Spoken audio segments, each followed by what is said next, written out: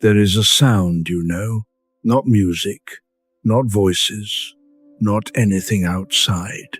It is the sound your mind makes the moment the world goes quiet, a low hum beneath the stillness.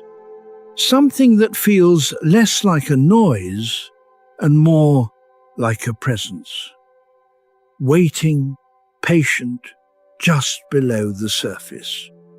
You may be lying down right now. The room is dim. The day has finally stopped asking things of you. And yet, something inside has not quite followed. Some small engine keeps turning. Some corner of your attention keeps reaching for the next thought, the next task, the next thing to hold. Most people call that restlessness, a problem to solve, a sign that something is wrong. But there is another way to understand it. A French mathematician named Blaise Pascal sat in a cold room in Paris more than 300 years ago, sick and exhausted and too honest for his own comfort, and he came to a different conclusion. He did not think the restlessness was a flaw in you. He thought it was the most important thing about you. Tonight, we are going to follow Pascal into that room, not to arrive at tidy answers, not to walk away with a plan, just to understand what he found there. Not theories, not arguments, but something stranger and quieter, a portrait of what it means to be human when there is nothing left to do, when the world has gone still, when the only thing remaining is you. He called this condition, this constant, almost involuntary fleeing from ourselves, diversion, and he believed it explained almost everything. Why we stay busy when rest is available. Why we reach for our phones in the middle of the night. Why a perfectly good evening can still end with the feeling that something was missing. Why even our best days sometimes leave us staring at the ceiling, wondering what is not quite right. Pascal was not a mystic. He was a scientist. He built mechanical calculating machines when he was still a teenager.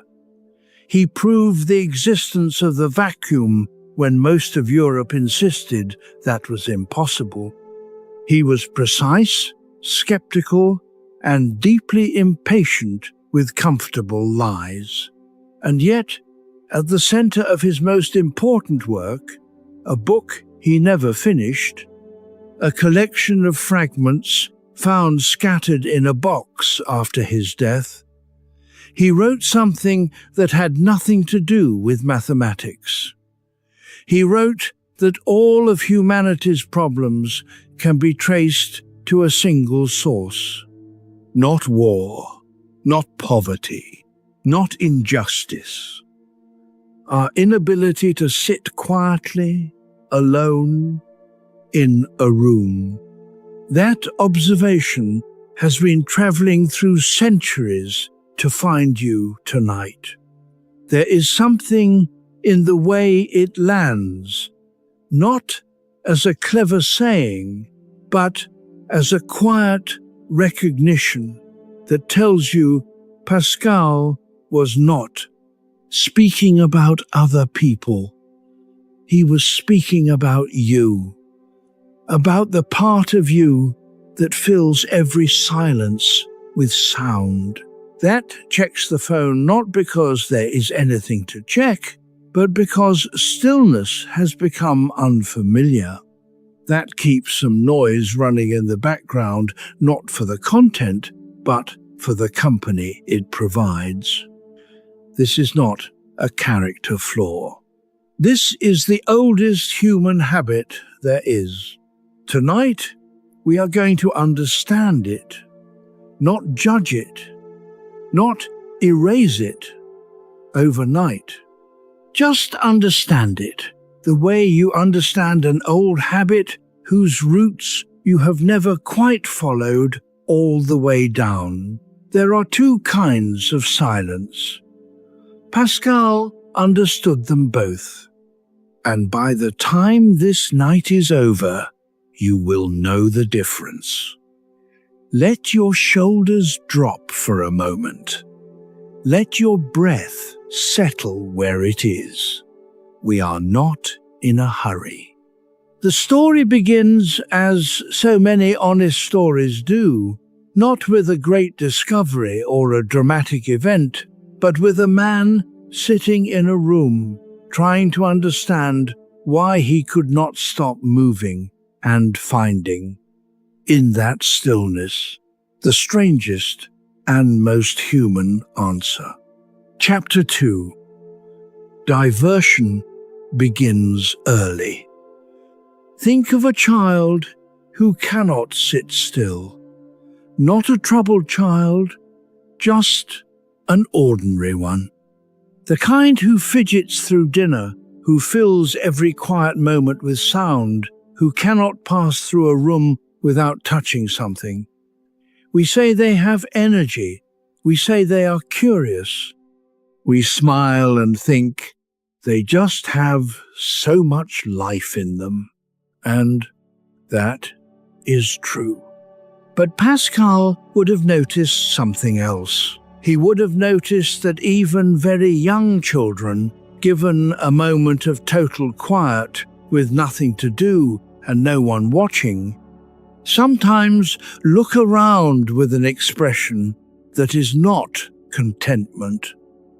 It is something closer to unease, a private searching, the eyes moving from corner to corner, looking for something to attach to. We call it boredom. Pascal called it the beginning of something much larger. He believed that diversion, the instinct to fill silence with activity, to move before we have to stop and feel, is not something we learn from busy culture or too many screens. It is woven into the fabric of what we are. It begins in the earliest years of life and never quite stops. It simply gets more sophisticated. A child reaches for a toy, an adult reaches for a phone. The motion is the same. The need is the same. What changes is only the complexity of what we reach for.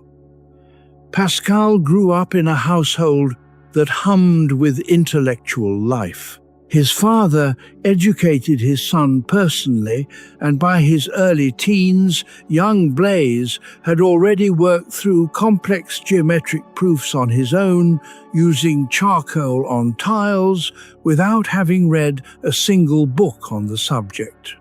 He was the kind of mind that could not stay empty. But he was also, from early on, the kind of body that could not stay well. Headaches that lasted for days. A digestive weakness that made it painful to eat. A fragility that shadowed him his entire short life. He worked in brilliant bursts and then collapsed into illness. And in those stretches of forced stillness, he began to observe something deeply uncomfortable. When his mind had nothing to solve, it did not simply rest. It reached. It circled. It grew uneasy. And here is the small detail that changes everything. Pascal did not interpret that unease as a problem of concentration. He interpreted It is a problem of honesty. When the mind goes quiet and then grows restless, something true is trying to surface. Something that the constant motion of daily life, the tasks, the conversations, the distractions, had been successfully keeping below the waterline. Most of us learn very early on how to keep that something submerged. We learn through 100 small lessons that no one intended to teach. When we cried as infants, something appeared to soothe us. When we were sad as children, something appeared to distract us. When we were anxious as teenagers, something appeared to fill the space. We learned, without anyone saying the words, that discomfort was something to be replaced, not witnessed. We became very good at replacement.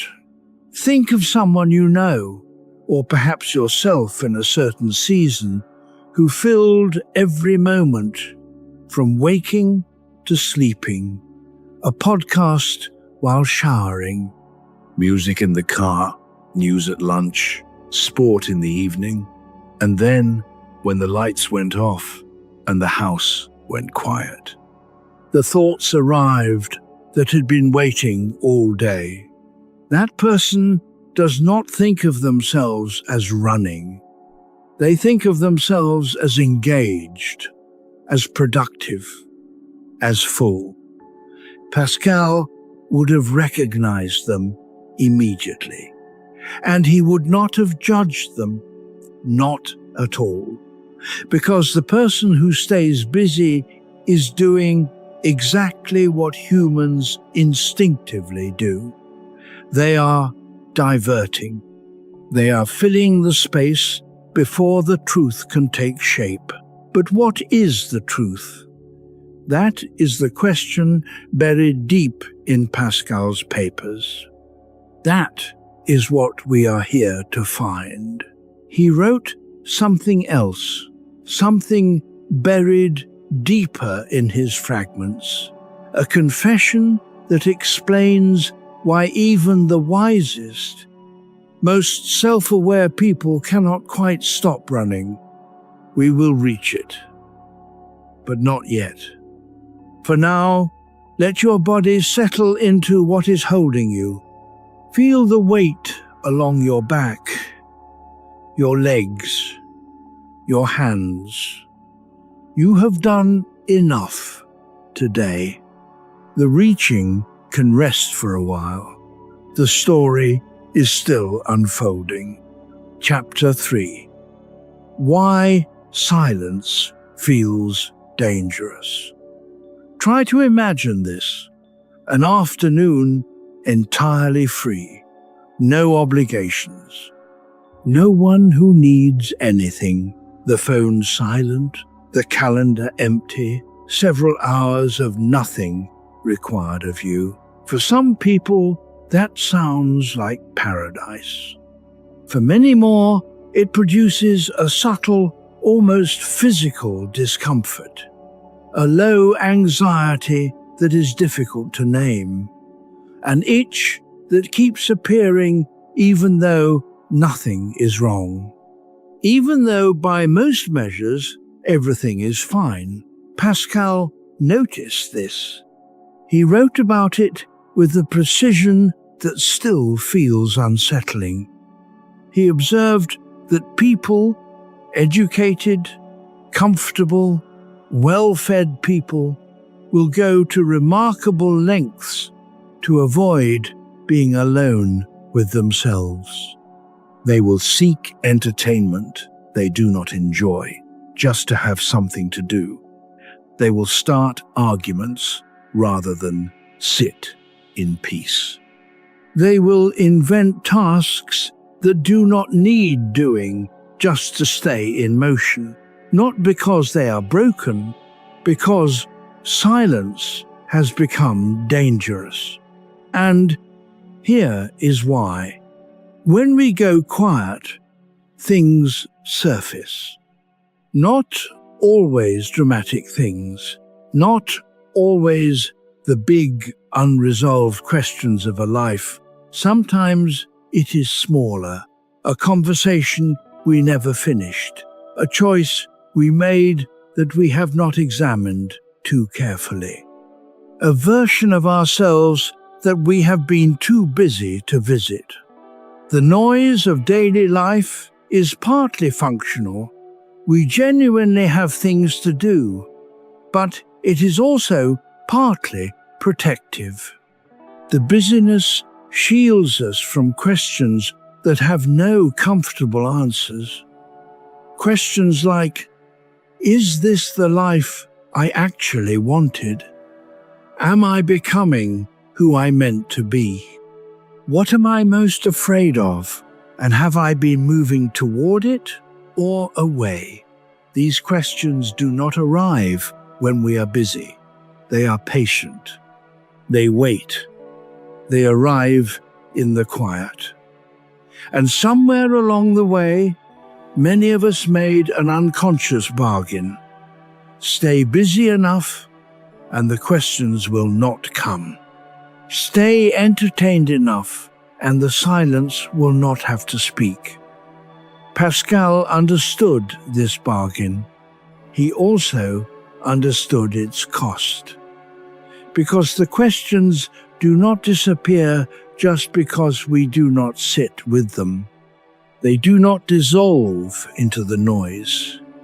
They go underground, into the body, into the breath, into the restlessness that rises at night when we finally have no more diversions to deploy. That is why a good day can end with bad sleep. Not because something went wrong, but because the day was so full that nothing unresolved had any room to breathe, and now it is all breathing at once. There is a room inside you that you have been avoiding, not a dramatic room, not a room full of horrors, just a quiet room where certain truths wait, patient and unhurried. For the moment, you are ready to sit down with them. Pascal spent much of his adult life in that room, not always comfortably. He was sick for long stretches, confined to bed, unable to move.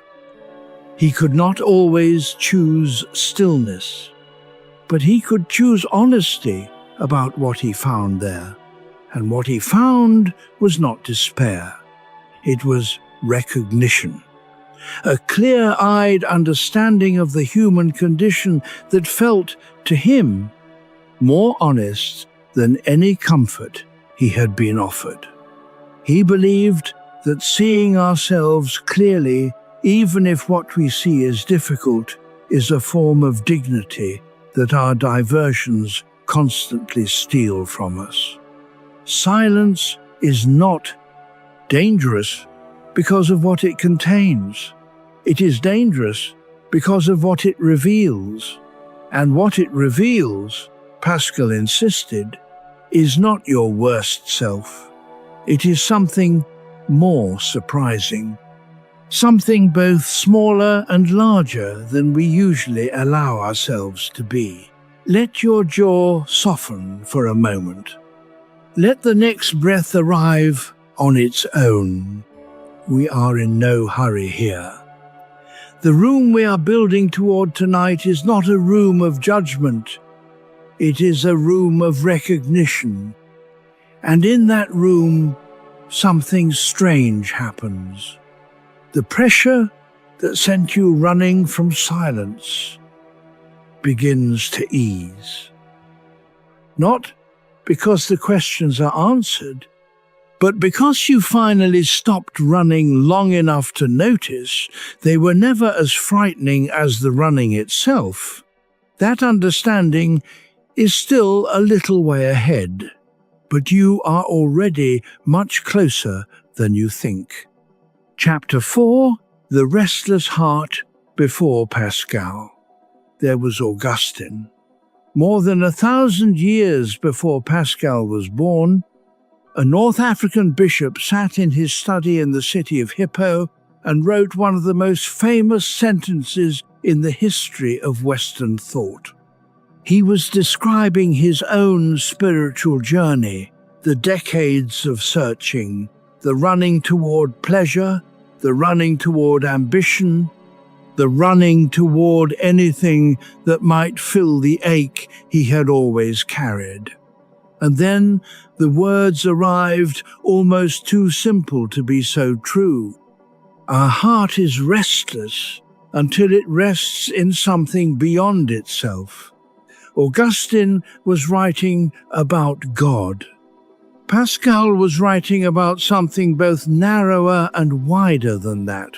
He was writing about a human condition so fundamental that it does not require any particular theology to recognize it. You do not have to share Pascal's faith to feel what he is describing. You just have to be human. You just have to have ever lain awake in the small hours wondering why the restlessness will not leave. Pascal believed the human heart has a specific shape, and that shape creates a specific problem. We are, he wrote, creatures who contain something infinite, a capacity for wonder, for love, for longing, for beauty that has no natural ceiling. We can imagine perfection. We can conceive of the eternal.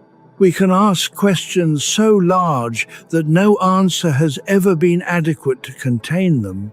And yet we live in finite bodies, in finite time, surrounded by finite things. That gap between what we can imagine and what we can hold is the source of the restlessness. It is not a dysfunction. It is the signature of what we are. Think of it this way. A cup designed to hold an ocean will always feel empty when filled with a glass of water.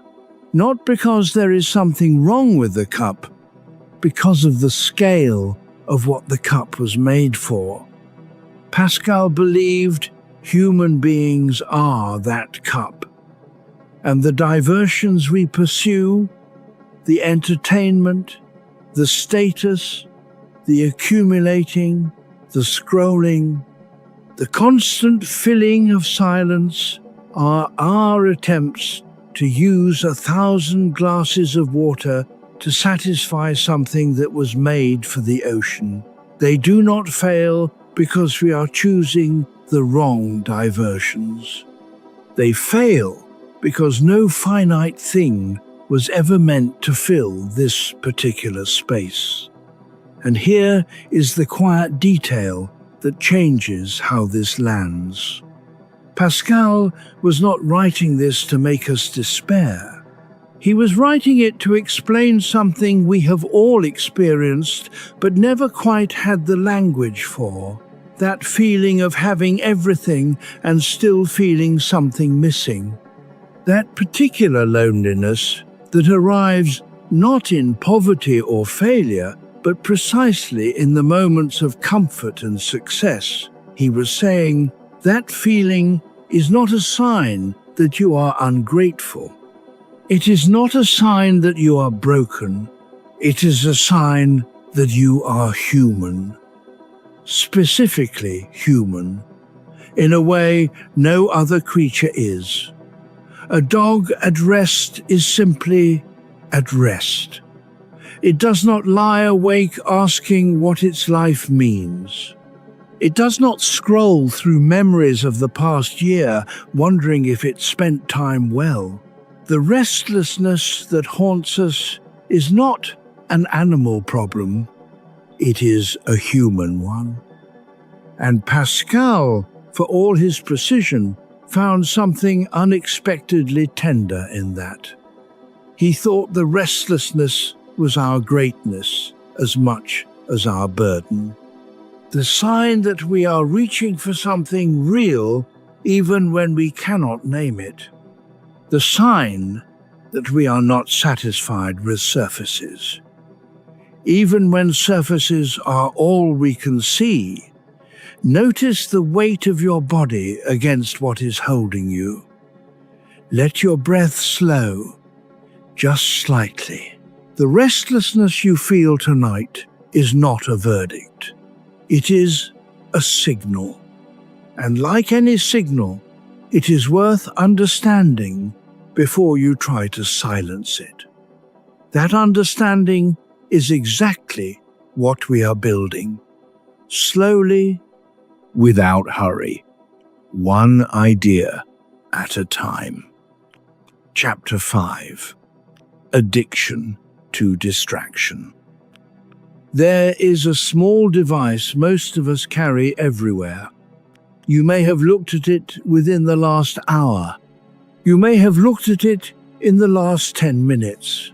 If it is within arm's reach right now, there is some part of your nervous system aware of its presence, even as you try to rest. This device is the modern world's most complete expression of what Pascal called diversion. He could not have imagined it. He lived in a world of slow letters and candlelight and horse travel. But if you describe to him what a smartphone does, the endless scroll, the variable reward of new notifications, the way it provides stimulation precisely calibrated to prevent the mind from ever having to settle, he would have nodded without surprise. He would have recognized the mechanism immediately. Because Pascal was not writing about the specific forms that diversion takes. He was writing about the function.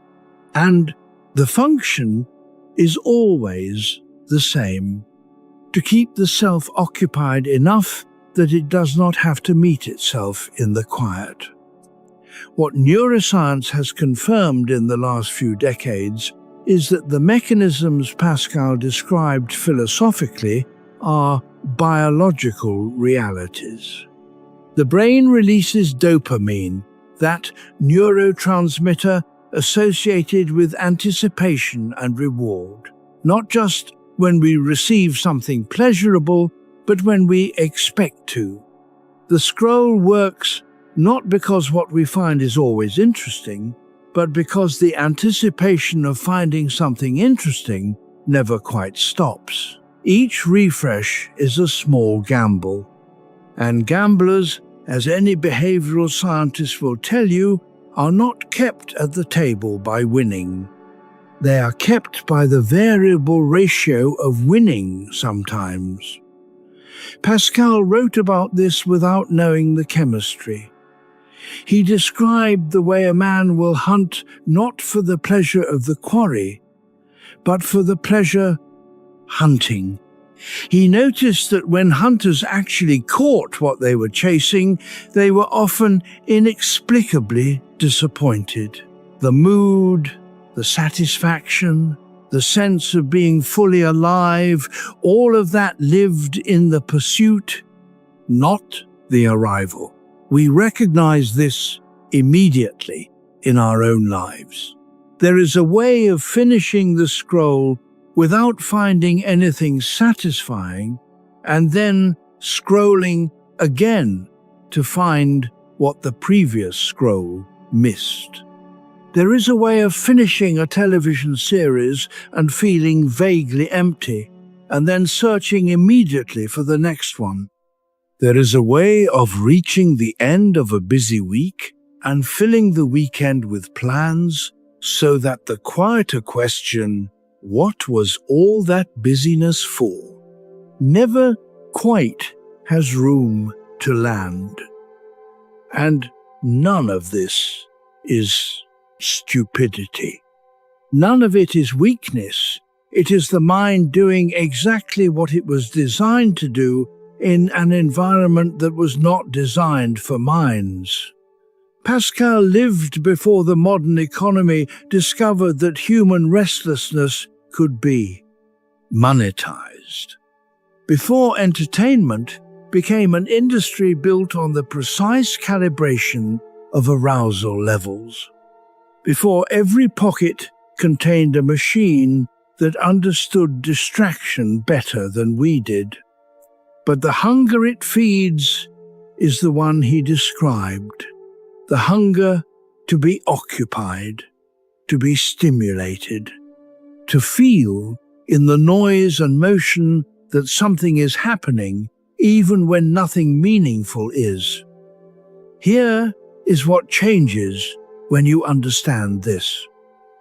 The next time you reach for your phone in a quiet moment, or turn on background noise before the silence can settle, you are not failing at self-discipline. You are doing something profoundly, almost comically human. You are doing what people in every century have done, in whatever form their century provided. Pascal did it too. He buried himself in mathematics, in experiments, in polemical writing, in religious controversy. Only when illness stripped those diversions away did he sit with what remained. And what remained, he found, was the most interesting thing he had ever encountered. Let your hands rest open if they are curled. There is nothing to grip right now, nothing to check. The next thing will be here when you need it. For now, there is only this. Chapter 6. The Room Without Escape. Imagine being told you must spend one afternoon completely alone. No screen, no book, no project, no companion. Just you, a chair, and a quiet room. For most people, that afternoon would not be peaceful. Pascal understood why. He wrote about it with the specificity of someone who had lived it, rather than simply theorized about it. He had observed in himself, in the people around him, in the behavior of the wealthy and powerful men at the court of Louis XIV, that human beings will go to almost any length to avoid this simple situation. They will seek activity, any activity, rather than face the contents of a quiet room. A man who could afford to do nothing will nonetheless fill his days with business, with games, with ceremony, with arguments, not because these things satisfy him, but because they protect him. From what? From himself. This is the center of Pascal's observation. Not that we are afraid of boredom in the way we fear pain, but that the quiet room, once the diversions are removed, becomes something like a mirror, and we are not always ready for what the mirror shows. Think of a man who built his entire life around usefulness. 40 years of work, of showing up, of being needed. He structured his days around the demands of others, the meetings, the decisions, the crises that only he could handle. He told himself that when the work was done, when retirement arrived, he would finally rest. And then the work ended, and the room was quiet. And what arrived in that quiet was not peace. It was a question he had never given himself time to sit with. Who am I when I am not being useful to anyone? The room asked it clearly. He had no rehearsed answer. Pascal would have recognized him immediately. Not as a failed man, as a human man. As someone who, like almost everyone, had organized a life around diversion of a particularly dignified kind, the diversion of being productive, of being responsible, of being the person others relied upon. These are not bad diversions. They are not shallow ones. But they are diversions nonetheless. And when they are removed, what remains is still the same quiet room that Pascal described, the same mirror, the same question. But here is where Pascal diverges from despair. He was not saying that the room is a place of horror. He was saying that it is a place of honesty, that the discomfort it produces is not evidence of emptiness inside you, but evidence of depth. The room feels uncomfortable because you are larger than you have allowed yourself to be in the noise of your days. And the room, with its quiet and its honest mirror, is not your enemy. It is the most real place you have ever been. Most people who have spent any real time in this room, who have sat in the quiet without filling it, who have let the silence show them something they were not managing, describe a similar experience. An initial discomfort followed by something unexpected. Not peace, necessarily, not resolution, but a kind of solidity, the feeling of standing on actual ground, even if the ground is complicated, rather than standing on the pleasant constructed surface that covers it. That solidity is not comfortable in the way that diversion is comfortable, but it is nourishing in a way that diversion never is, and it is always available, not just in monasteries or retreats or special circumstances. In any ordinary room, at any ordinary hour, whenever the willingness to simply be here is present. Pascal spent years trying to communicate this.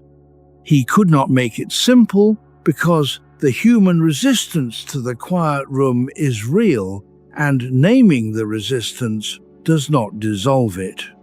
But he believed that naming it honestly was the first and most important step. Now notice something about this moment. You are in a room right now. This actual room, wherever you are lying. And there is a version of you that might have reached for something to fill the silence. And instead, you are here, listening, still.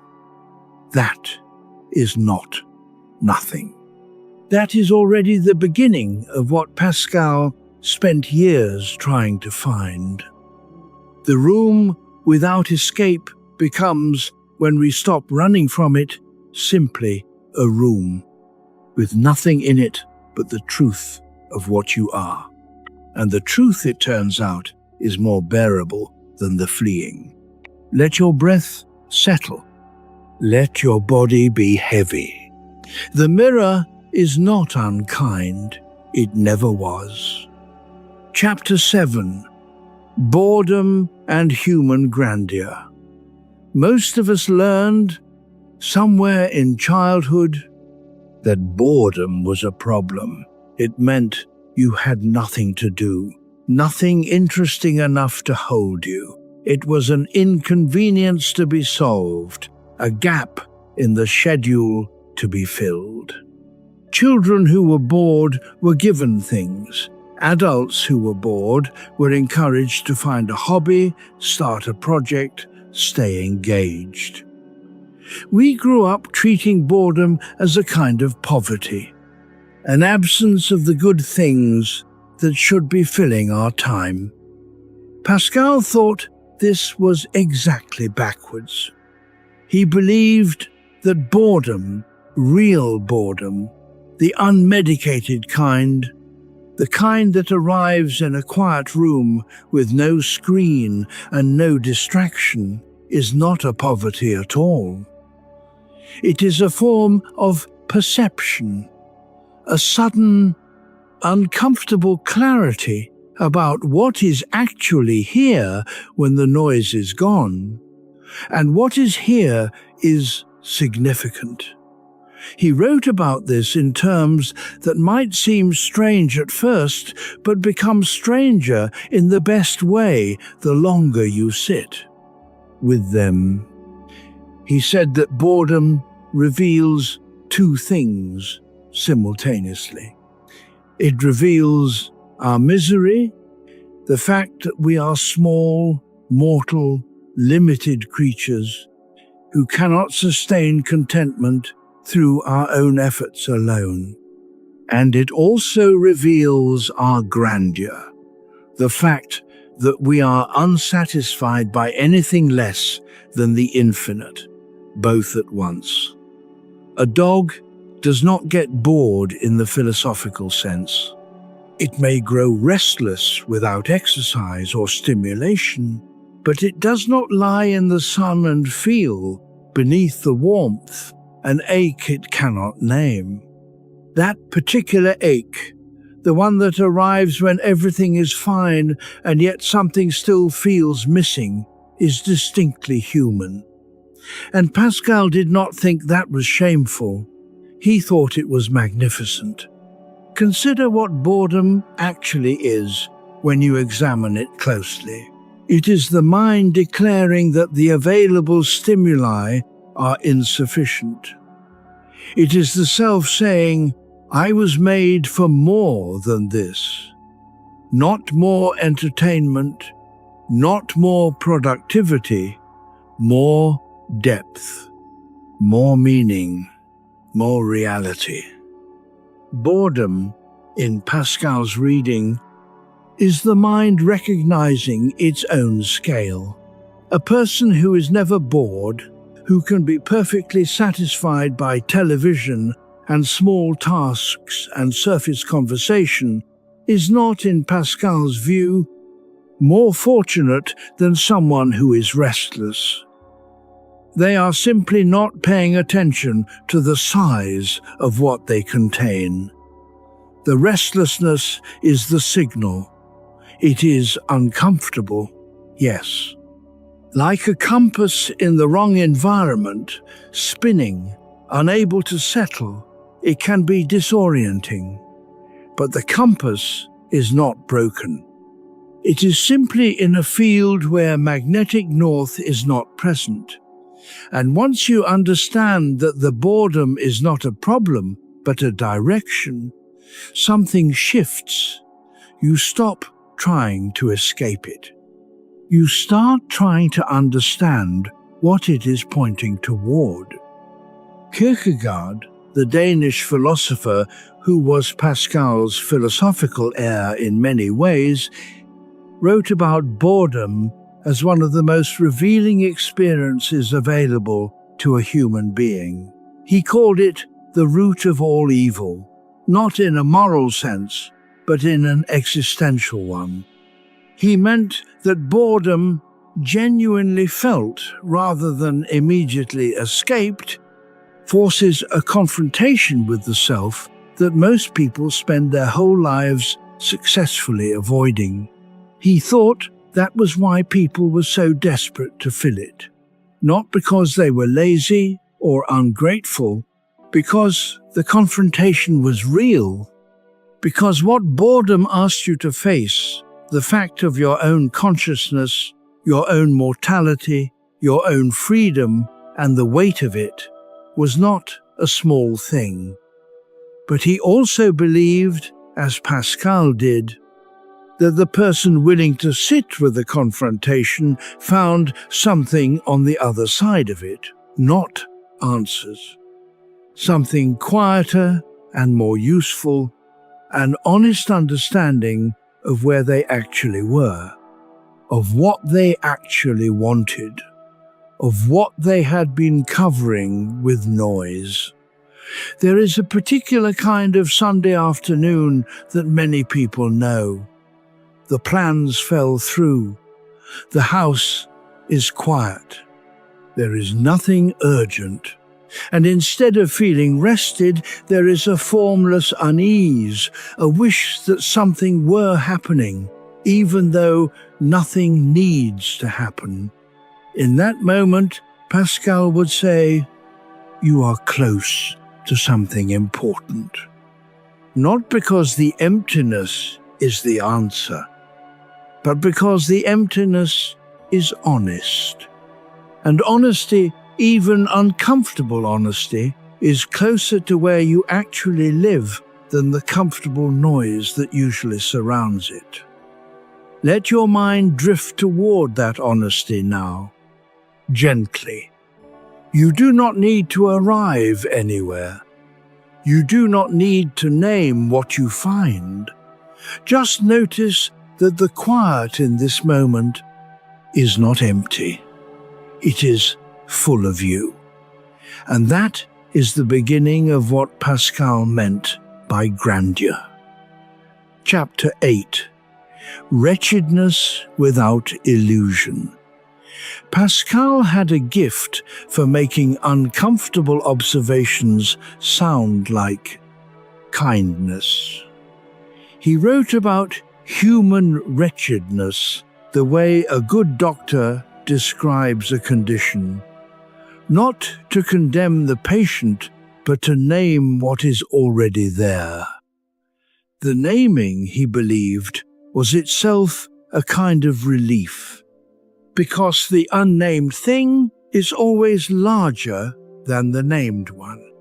The shadow we cannot see is always more frightening than the one we can. He believed human beings are by nature creatures of contradiction. We are capable of extraordinary love and extraordinary cruelty. We can hold in our minds the concept of eternity and then spend our afternoon in meaningless argument. We can understand beauty with stunning precision and then let envy shrivel it. We are vast enough to imagine transcendence and small enough to be ruined by vanity. We are, in his words, the glory and the refuse of the universe. And he meant that with tenderness, because the wretchedness Pascal described is not moral failure, it is structural. It is built into the gap between what we can imagine and what we can sustain. A creature who can conceive of perfection but who lives in imperfection will always feel, at some level, the distance between the two. That distance is not something we caused by making wrong choices. It is something we inherited by being human. This matters enormously, because many of us spend enormous energy trying to resolve this wretchedness through self-improvement. Through optimizing the schedule, refining the habits, reading the right books, building the right rituals. And these things are not without value. But they cannot close the gap Pascal was describing, because the gap is not a problem of poor execution, it is a problem of scale. The person who has done everything right, who is healthy, productive, loved, purposeful, still lies awake sometimes feeling it. The something that is still missing even when nothing is missing. The ache that has no obvious source, Pascal would say, of course.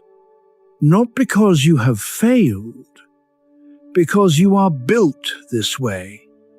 And here is what he added, which changes everything.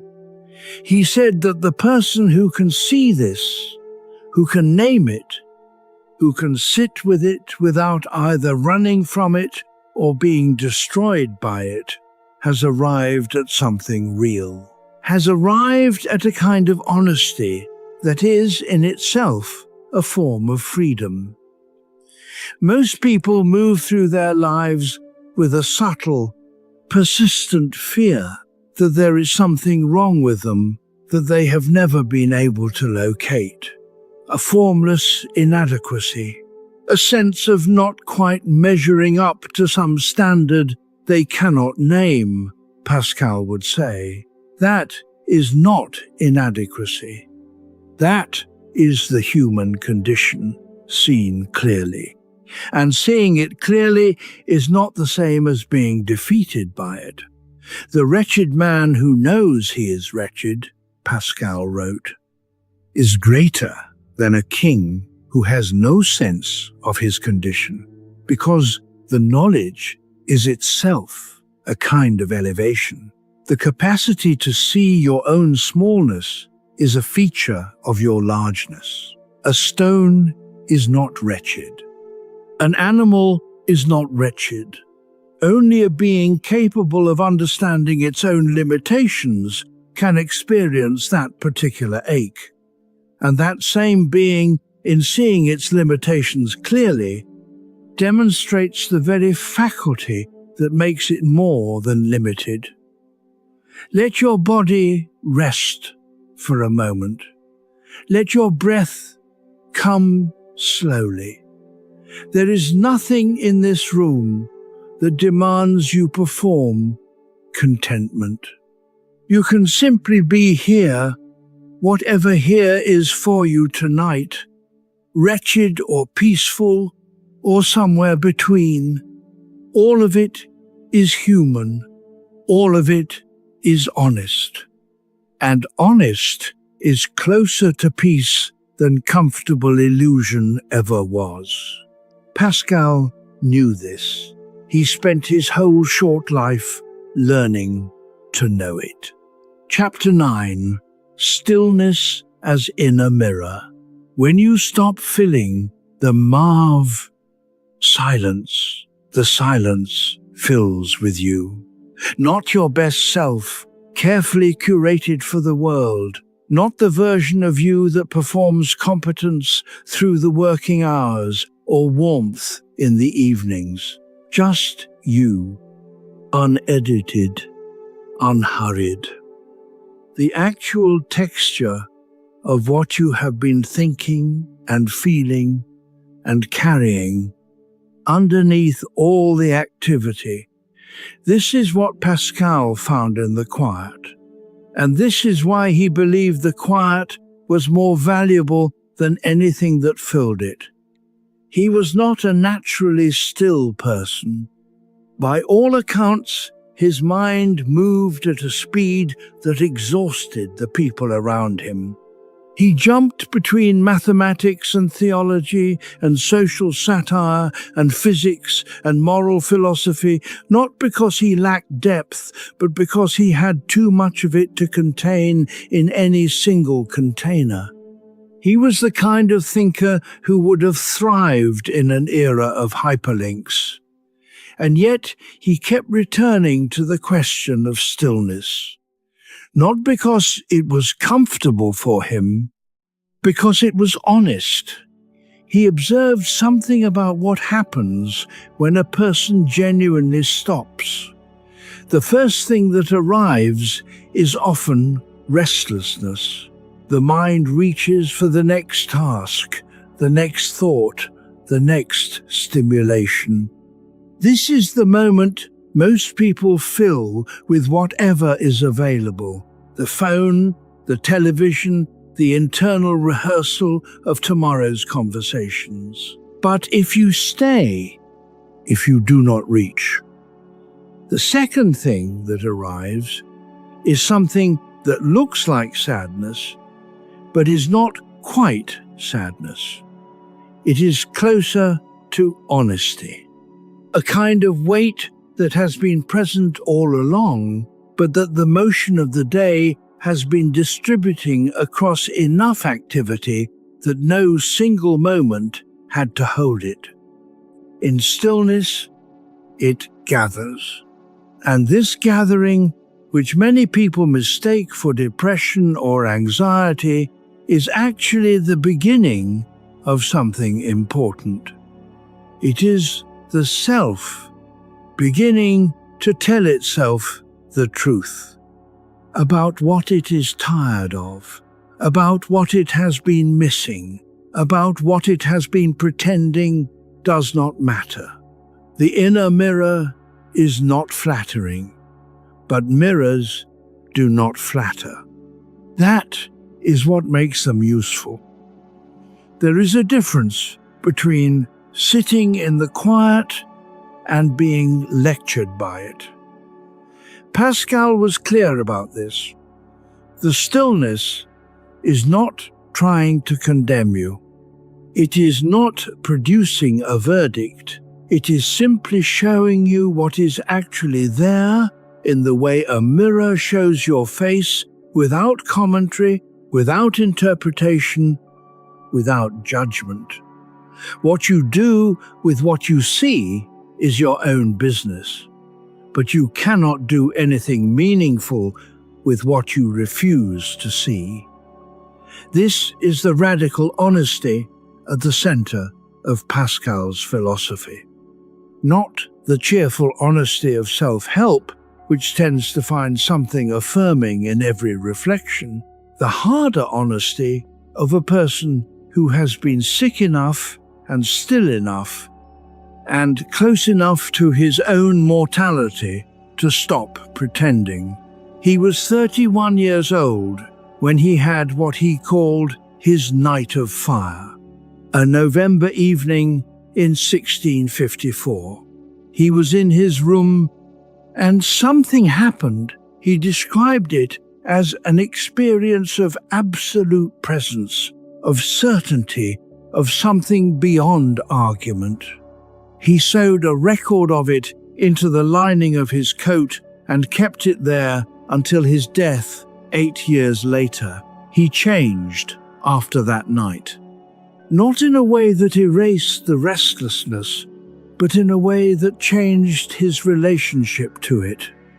He began to treat the quiet not as something to endure, but as something to enter. The inner mirror, he found, showed something more than wretchedness. It showed also the faint outline of what the wretchedness was reaching toward. Feel the air in this room right now. Just its temperature. Just its stillness. Notice that you are here. That your body is breathing without your instruction. That the quiet around you is not empty. That something is already present in it. You. Exactly as you are. That is enough for tonight. Chapter 10, Anxiety in the Empty Room. There is a particular kind of anxiety that has no obvious source. Not the anxiety of a coming deadline or a difficult conversation. Not the sharp anxiety of bad news. This is softer, vaguer, more persistent. A low hum that arrives when the external noise drops away, when the busyness finally stops, when you would, by all rights, have permission to relax. And instead of relaxing, the hum begins. Pascal understood this anxiety better than almost any thinker before or since. He understood it because he felt it, and because he was precise enough to follow it back to its source instead of simply naming it and moving on. He wrote that this kind of anxiety, this formless, groundless unease, is what appears when diversion is removed, when there is nothing to do and nowhere to be, and the self is left with itself. It arrives not because something is wrong with your life, but because the self in the quiet, immediately begins doing what the self always does when unoccupied. It asks questions, not the practical kind, the deep kind, the kind that do not have answers available on a Tuesday night. Questions about whether the time was spent well, whether the relationships are what they should be, whether the direction of the years is the right one, whether there is time left to do the things that still feel unfinished. These questions are not problems, but they feel like problems because we have no structure in the empty room to contain them. In the daytime, the questions arrive, but there is always something to do before they can settle. The meeting, the meal, the errand, the message, the questions get deferred and deferred again and again. At night, there is nothing left to defer them to. This is why so many people describe the experience of lying down to sleep and feeling the mind accelerate rather than slow. Not because sleep is the problem, because the absence of daytime noise has finally given the deferred questions room to expand. Imagine you spent all day holding your breath without quite noticing, and then you lay down. And your body, finally unguarded, took a deep breath. And the breath felt enormous, so much larger than anything you drew during the day. The nighttime mind is like that breath. All the things that were held shallow through the hours have been waiting for the moment of lowered guard to surface fully. Pascal did not think this was a malfunction. He thought it was the mind trying to be honest with you, trying to bring to your attention what the day could not accommodate. The anxiety in the empty room is not telling you that something is wrong. It is telling you that something is true. And truth, however uncomfortable, is always more useful than comfortable inattention. There is a grounding practice in this. The next time the hum begins, tonight, or any night, try not to immediately replace it with noise or to argue with it or to reason it away. Instead, notice it. Just notice, the way you would notice weather. Not with alarm, but with attention. Ask, what truth is this hum carrying? What has been waiting for this moment of quiet? You do not have to answer the question. You do not have to solve it tonight. But the asking, the simple, honest asking, begins to change the quality of the anxiety, from something formless and threatening into something that has a shape, something that can be seen. And things that can be seen are always smaller than the shadows they cast. Let your body soften, particularly wherever you have been holding without knowing it. The hum is not your enemy. It is your honesty, looking for a quiet room to live in. Tonight, you have given it one. Chapter 11. The Mind That Cannot Rest. It is almost midnight, or perhaps it is after midnight, or perhaps you fell asleep an hour ago and woke again, as some nights go. The dark outside is the same dark either way. The quiet house is the same quiet house, and the mind is running, not with joy, not with creative fire, just running. replaying the moment from 2 days ago that you would have handled differently, drafting the response to the email that did not sit right, calculating tomorrow's schedule, rehearsing the conversation that hasn't happened yet, worrying about something that is probably fine, but probably is not the same as certainly. Pascal would have recognized this immediately. He called it the mind's attempt to feel safe through control, when the body is still and the external world offers nothing. To act upon, the mind turns inward and begins performing its most reliable trick. It simulates, it runs scenarios, it prepares, plans, rehearses, reviews. It does this not out of malice, but out of something closer to care, a kind of primitive vigilance that equates thinking with protecting. If I keep thinking about it, the thinking goes, I will catch the thing that might go wrong. I will spot the mistake before it happens. I will be ready. And the thinking never quite finishes because the project of perfect readiness has no finish line. There is a certain kind of exhaustion that comes from this. Not the clean exhaustion of physical labor or creative effort, where the body has genuinely spent something in service of something real. This is the exhaustion of a machine kept running when there is no work for it to do. The kind of tired that sleep does not always fix because it does not begin in the body. It begins in the habit of vigilance.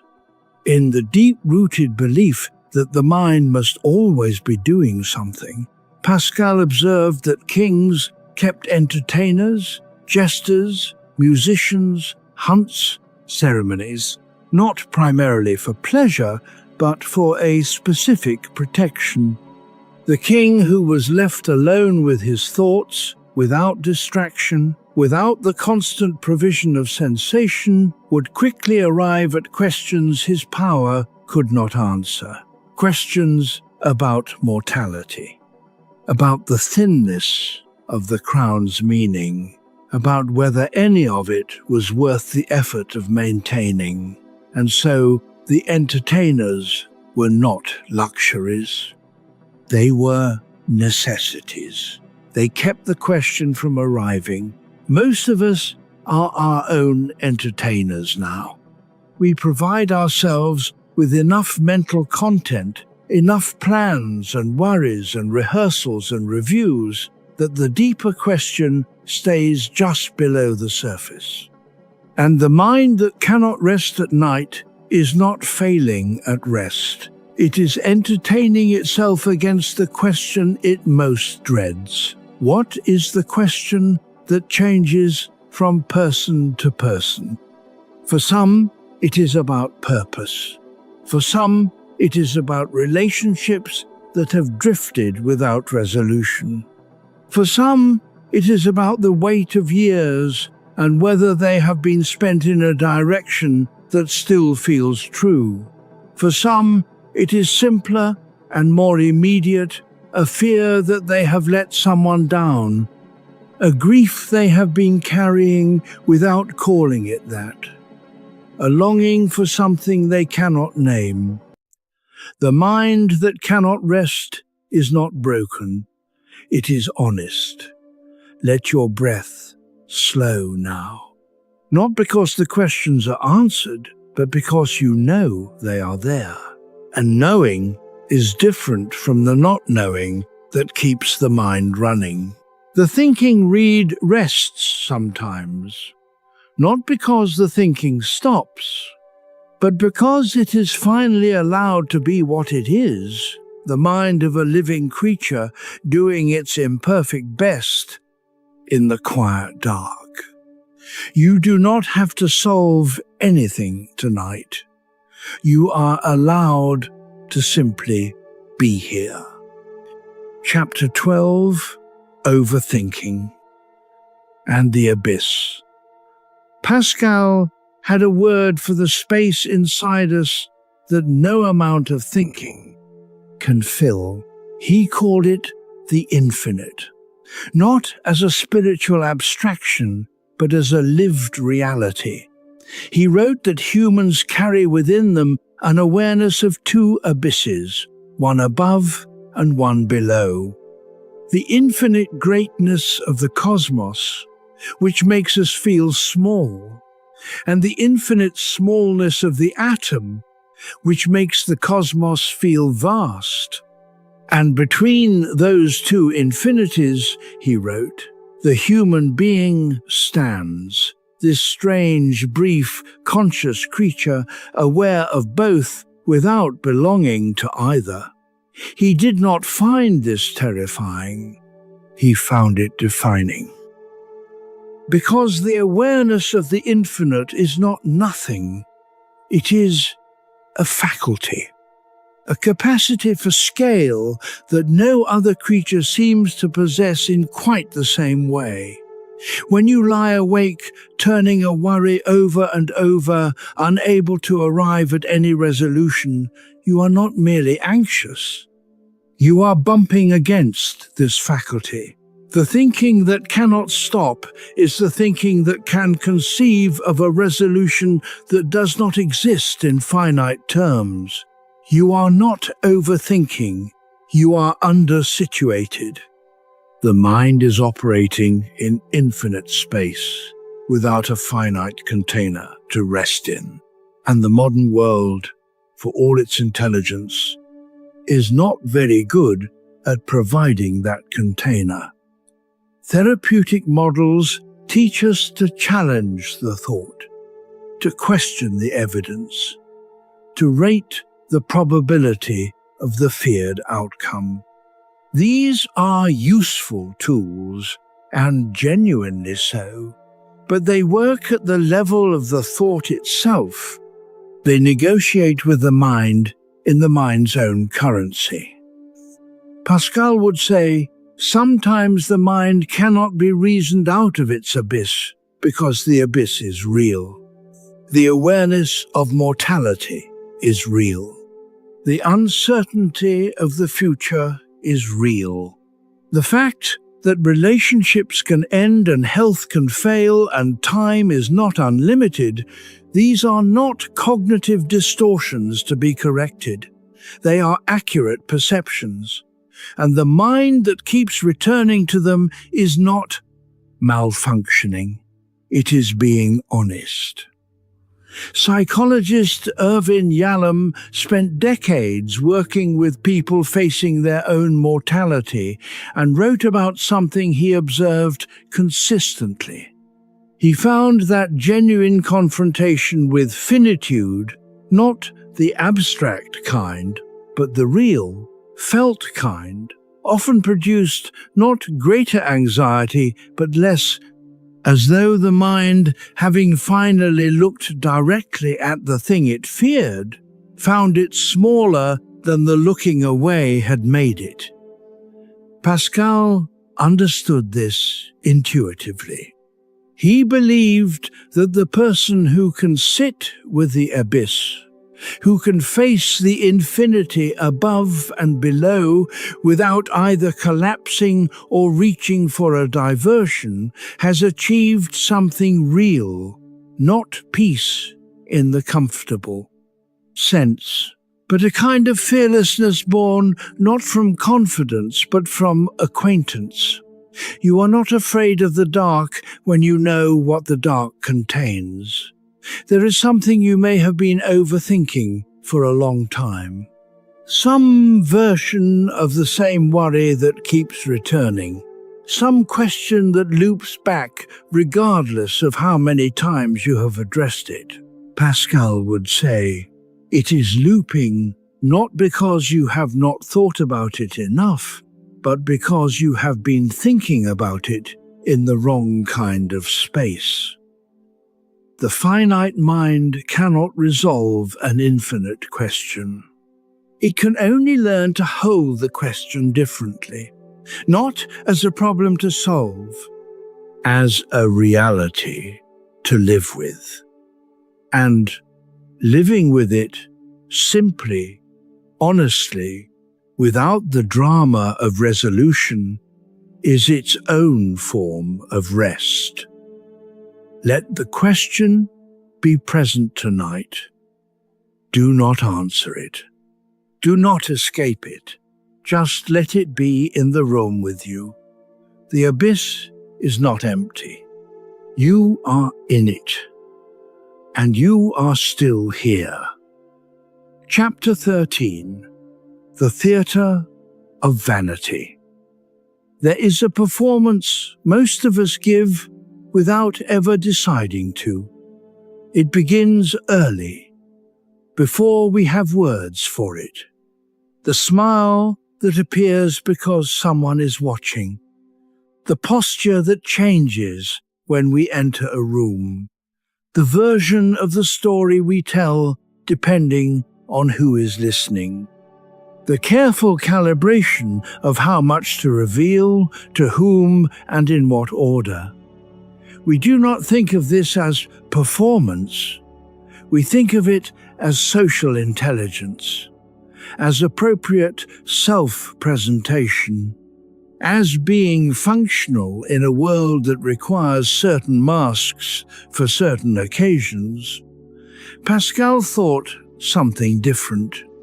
He thought the performance was a form of diversion, perhaps the most sophisticated form of all, because it does not just occupy the time, it occupies the self. It fills the space where a more honest encounter with your own nature might otherwise occur. He watched the courtiers of 17th century France with the attention of a scientist observing a particularly interesting phenomenon. The elaborate rituals of rank and deference, the energy spent on reputation, the complex social choreography of who was seated where and spoken to when and acknowledged by what means. He saw beneath all the ceremony the same thing he saw in every other form of diversion, the avoidance of the quiet room. Because a courtier who was alone, genuinely, completely alone, without even the performance of being someone important, was a courtier confronting a question he could not answer with ceremony. Who am I beneath the rank? And that question, in an era built entirely on rank, was essentially unanswerable through the available means.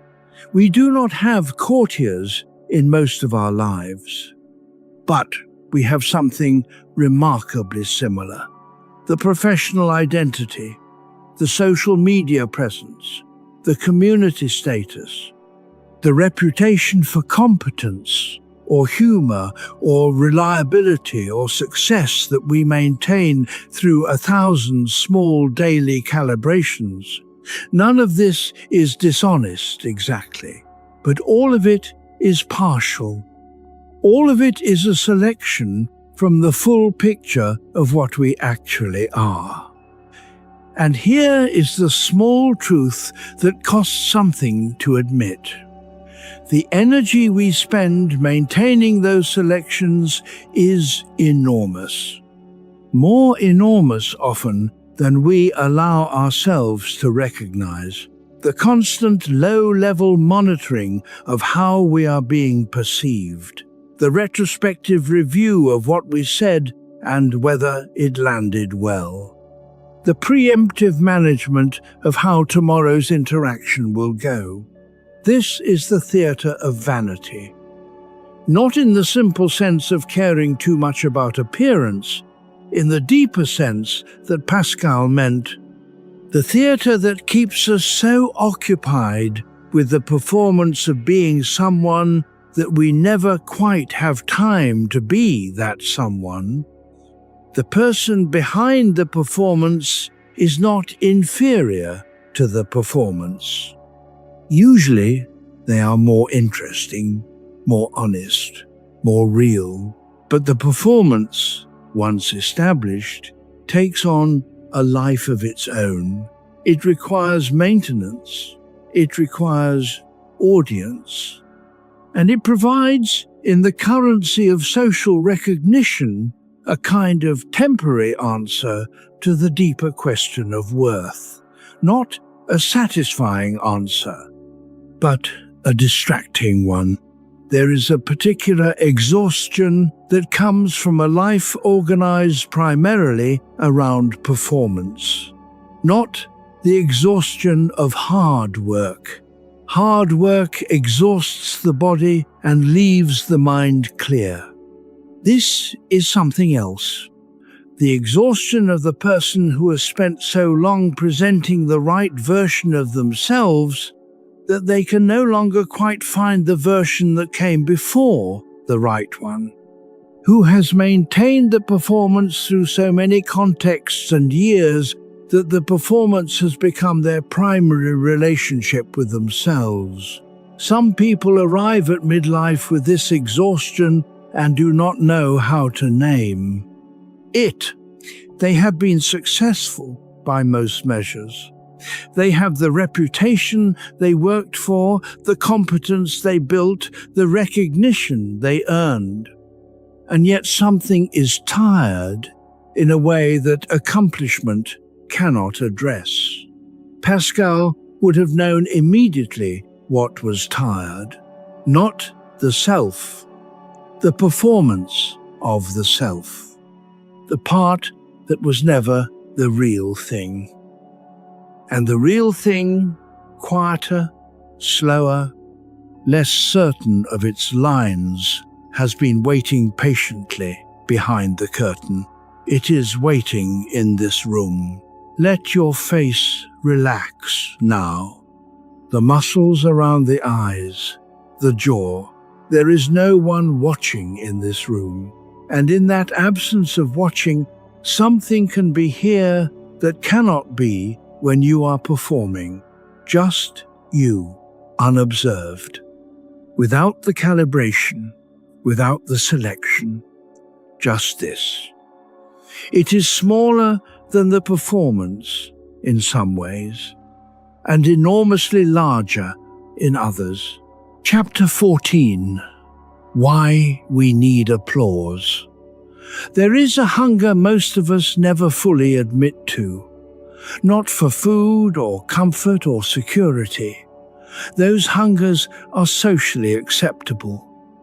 This one is quieter and harder to name. It is the hunger to matter, to be seen, to have our existence acknowledged by another person in a way that confirms, yes, you are here, and your being here is not nothing. Pascal understood this hunger with characteristic precision. He wrote about the way humans seek the opinion of others as if it were a form of sustenance. We think constantly about what others think of us. We structure our days, our choices, our self-presentation around the implied gaze of people who are usually not even watching. He called this one of the most revealing things about human nature.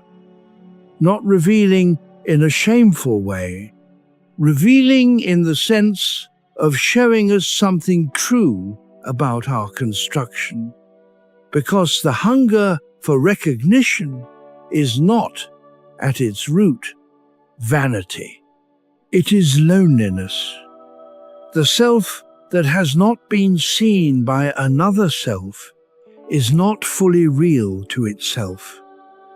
This is not a philosophical abstraction.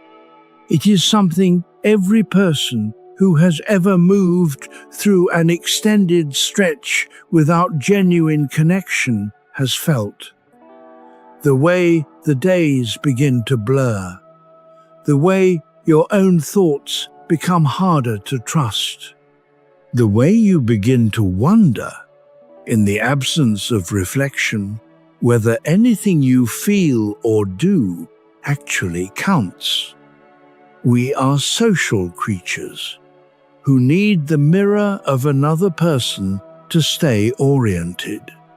The applause, in whatever form it takes, from literal praise to simple acknowledgement to the notification on a phone, is the external confirmation that we are here. Pascal would say, this is not weakness. This is the other side of our grandeur.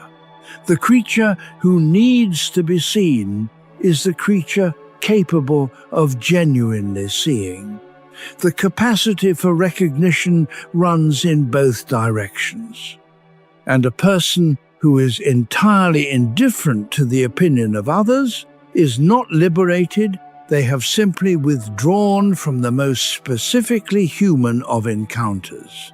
But, and this is the important part, when the need for recognition becomes the primary organizer of a life, something shifts.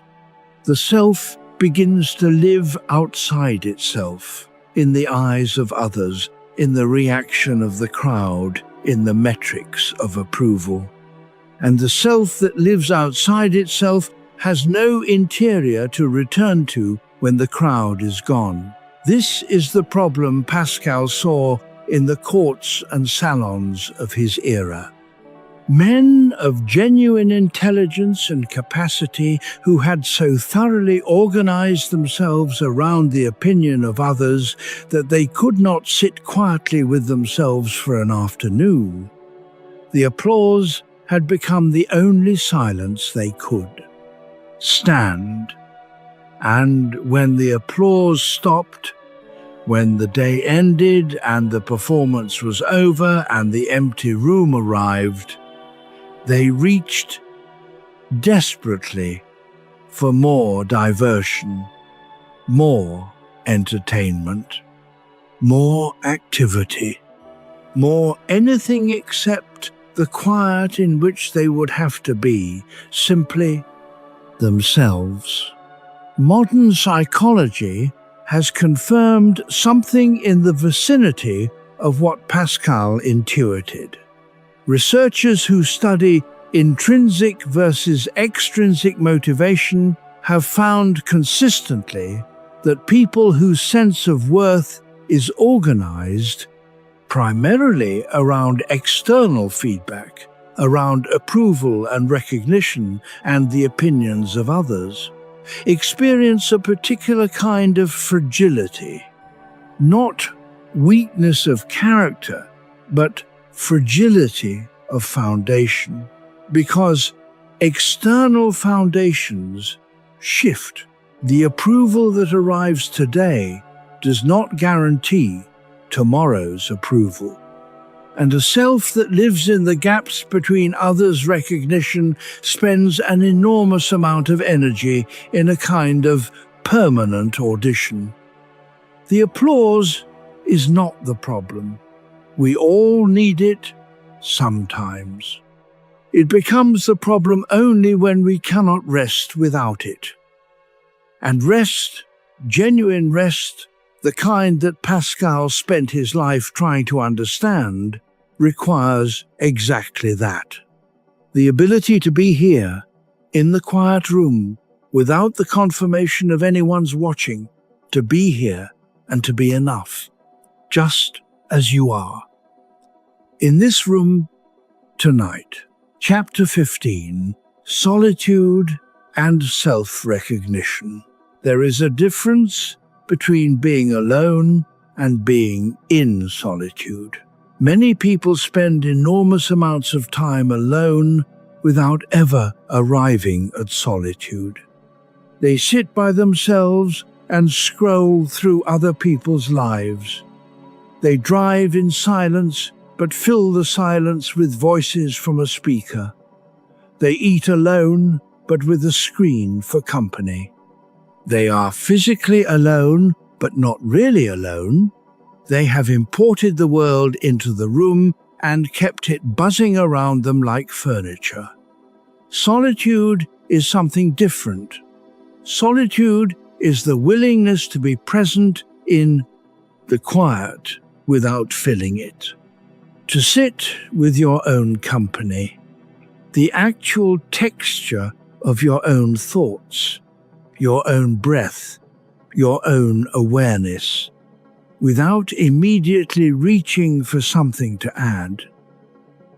Pascal believed solitude, in this genuine sense, was not a privilege of monks and hermits.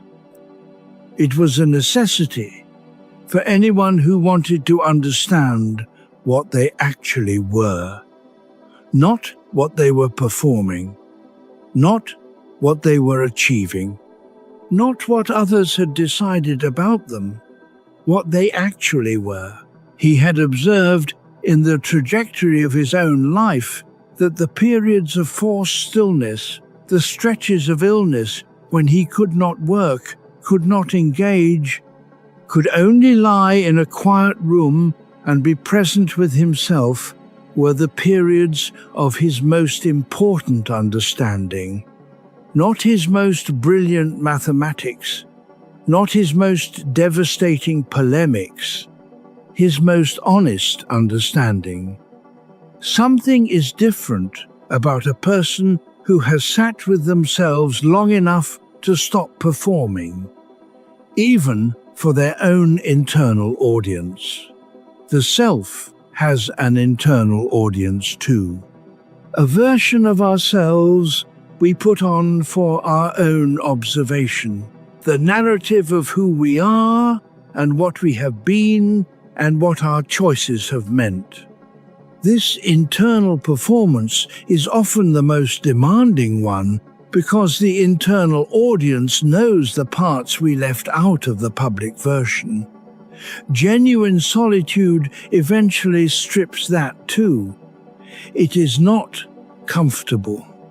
Most people who try it for the first time feel, after a short while, a rising discomfort that they interpret as failure. The mind reaches, the body fidgets. Something insists that this is a waste of time. That insistence is not truth. It is the performance mechanism trying to reassert itself. If you stay, if you do not fill the quiet, the discomfort generally passes. Not all at once, in waves. And in the space after a wave, something else arrives. Montaigne, the French essayist who lived a century before Pascal, described his own experiment with solitude in his famous Tower Library. He had retired from public life at 38, following losses that had hollowed him out. A beloved friend, his father, his first child. He retreated to a round room full of books, and instead of writing about the world, he began writing about himself. He invented the personal essay in that room, and what he found in the process was a self he had not previously encountered. Richer, stranger, more contradictory, more interesting than the public man he had been performing for decades. He wrote, "Each person contains a complete world." Pascal would have agreed, but he would have added, "A world you can only reach through honest stillness." Solitude is not the absence of the world. It is the presence of the one you have been too busy to meet. And that interior world, the one that solitude makes available, is not simply a reflection of your difficulties or your anxieties. It contains those things, yes, but it also contains something that the busy performance of daily life tends to obscure: warmth, curiosity, an interest in small things that the pace of the ordinary week does not leave room for. The particular quality of your own humor, the way your thoughts move when they are not organized around a task, the images that surface when the image-producing mechanisms of the world are not competing for the same space. People who have spent genuine time in solitude often discover that the interior self is more interesting than expected.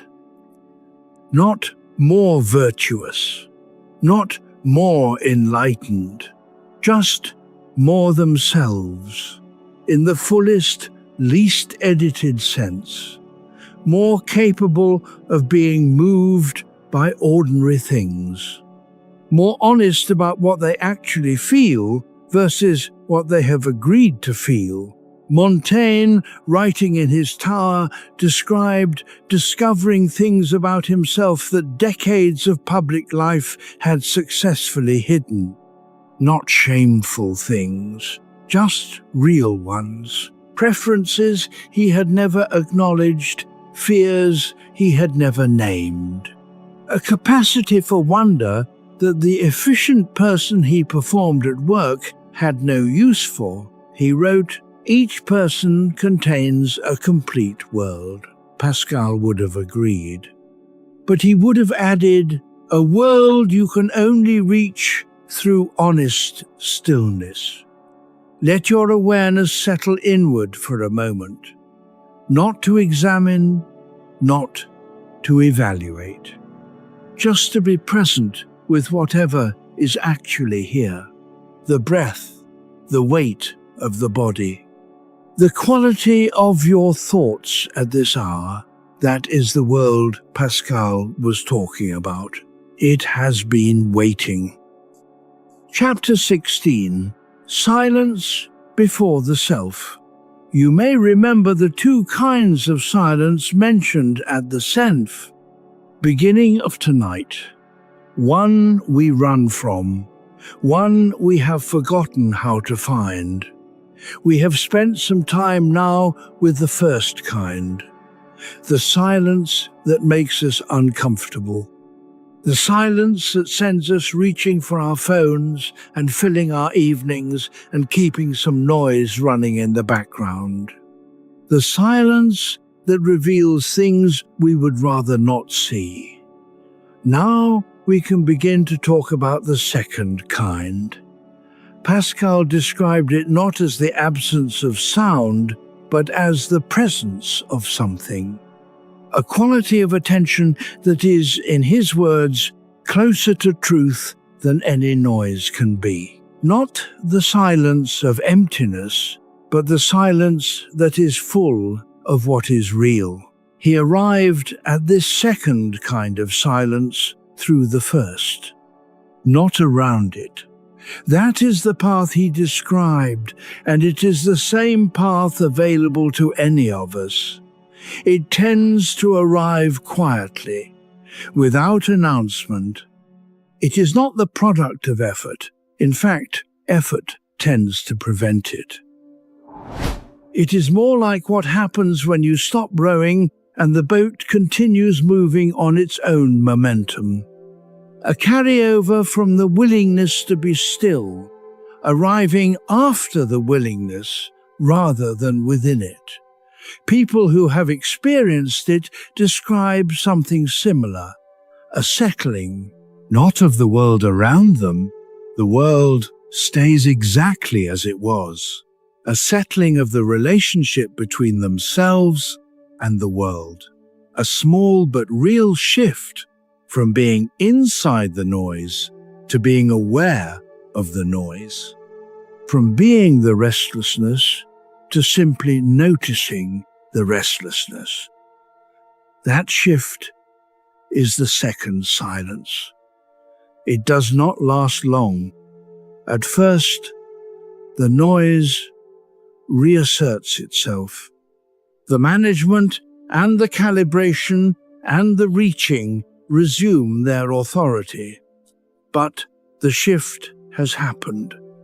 And having happened once, it becomes slightly easier to find the next time and the next. Not because you have mastered anything, because you have recognized something. The difference between living in the clouds and knowing that the sky is behind them, you cannot reach the second silence by avoiding the first. You cannot reach the second silence by avoiding the first. You cannot find genuine stillness by filling every uncomfortable moment with noise and then expecting peace to arrive one day as a gift. The peace is on the other side of the discomfort. The second silence is through the door of the first. This is why Pascal's philosophy, for all its apparent pessimism about human nature, is ultimately hopeful. He is not saying that we are doomed to restlessness. He is saying that restlessness has a direction, that the ache we feel in the quiet is not proof of emptiness, but proof of depth. And that the depth, if we are willing to go into it, contains something we have been looking for longer than we might be willing to admit. There is a quietness that arrives on the other side of the familiar noise. It is not the dramatic silence of a monastery or a mountaintop, though those places can help reach it. It is available in an ordinary room, at an ordinary hour, to an ordinary person who has simply decided to stop moving for long enough to notice what is here when the motion stops. Thich Nhat Hanh, the Vietnamese monk who spent decades teaching mindfulness to people in some of the most chaotic circumstances imaginable, described this second silence as the ground beneath the noise. He wrote of feelings coming and going like clouds in a windy sky, and of the sky itself remaining steady behind them. The sky is the second silence. The clouds are the diversions. Most of us live in the clouds. We identify with them so completely that we have forgotten there is sky behind them. Pascal would say, the sky was always there.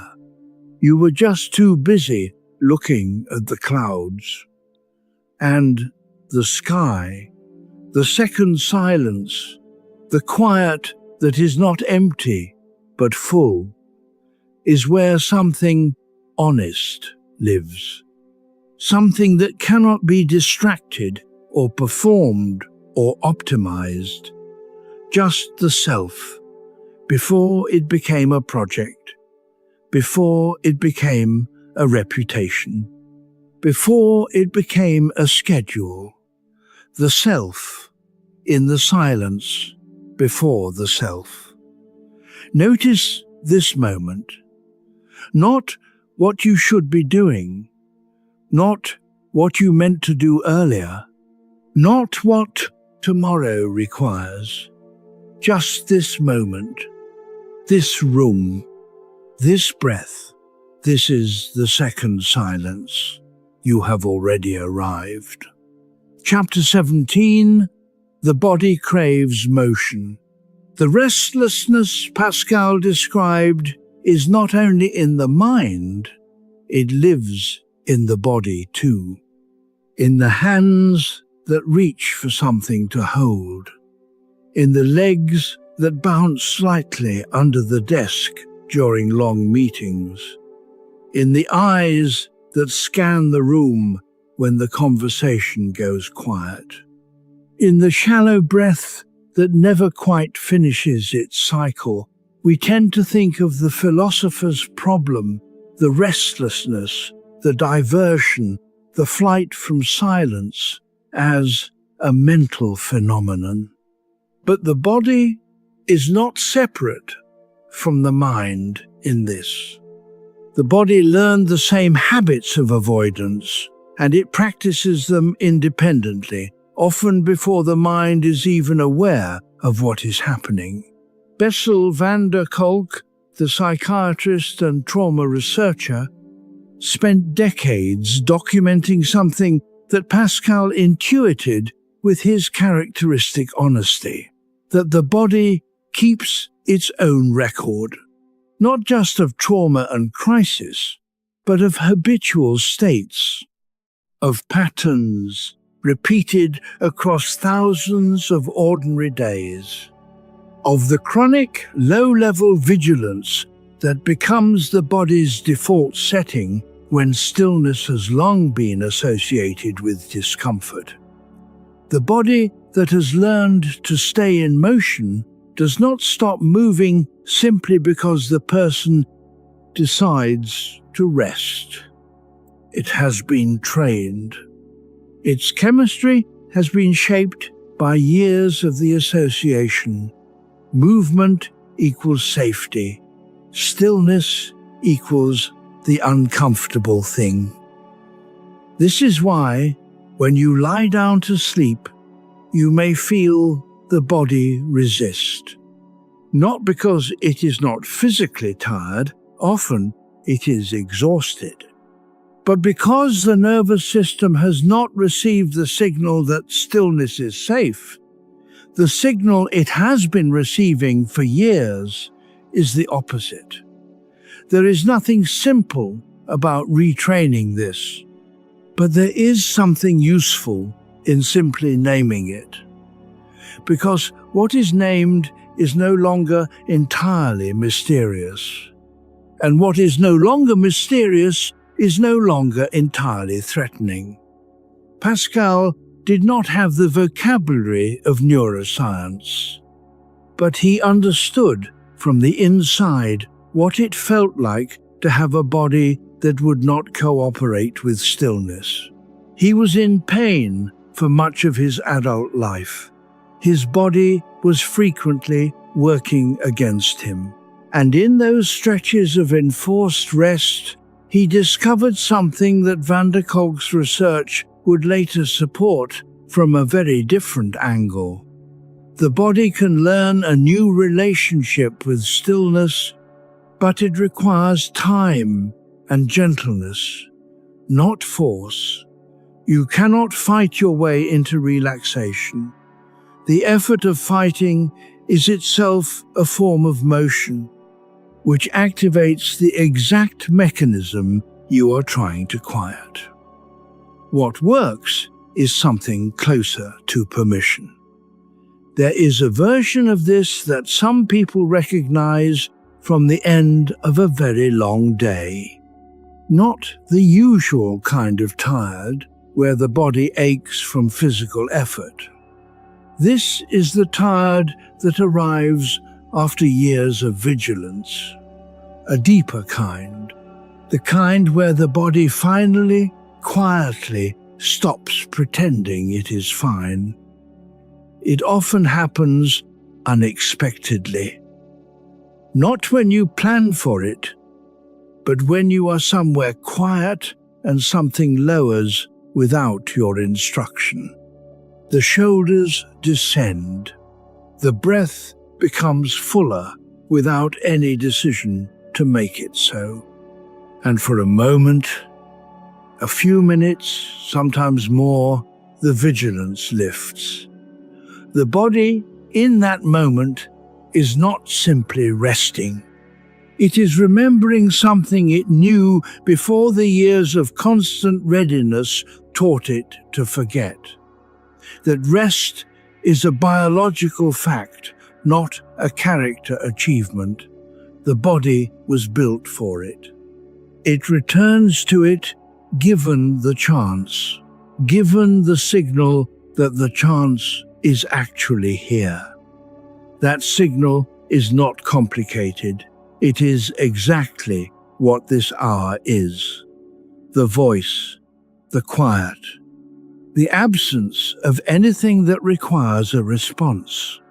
giving the body, explicitly, kindly, the way you would give permission to a nervous animal, the signal that it is safe to be still, that the vigilance can ease, that nothing is being missed, that the monitoring can rest. Feel your body now in whatever position it has found. Notice where it is holding unnecessarily. The shoulders that have crept toward the ears, the hands that are slightly curled, the jaw that has a degree of tension that serves no present purpose. Just notice. Then, with the lightest possible intention, let that place soften, not because something needs to be fixed, but because the body, when given explicit permission, often knows exactly what to do. It was built for rest. It just needed to be reminded that rest was allowed. Chapter 18, Dopamine and Diversion, Pascal wrote about the king and the hunt. He described how a king, powerful, wealthy, with every comfort available to him, would nonetheless spend days in the cold and mud of a hunt, pursuing an animal he did not particularly need, driven by an appetite for the chase that had nothing to do with hunger. And he observed, with his characteristic precision, that if you offered the king the animal already caught, already delivered to his table, with all the effort of the hunt removed, the king would be far less interested, perhaps completely uninterested. It was never about the animal, it was about the motion.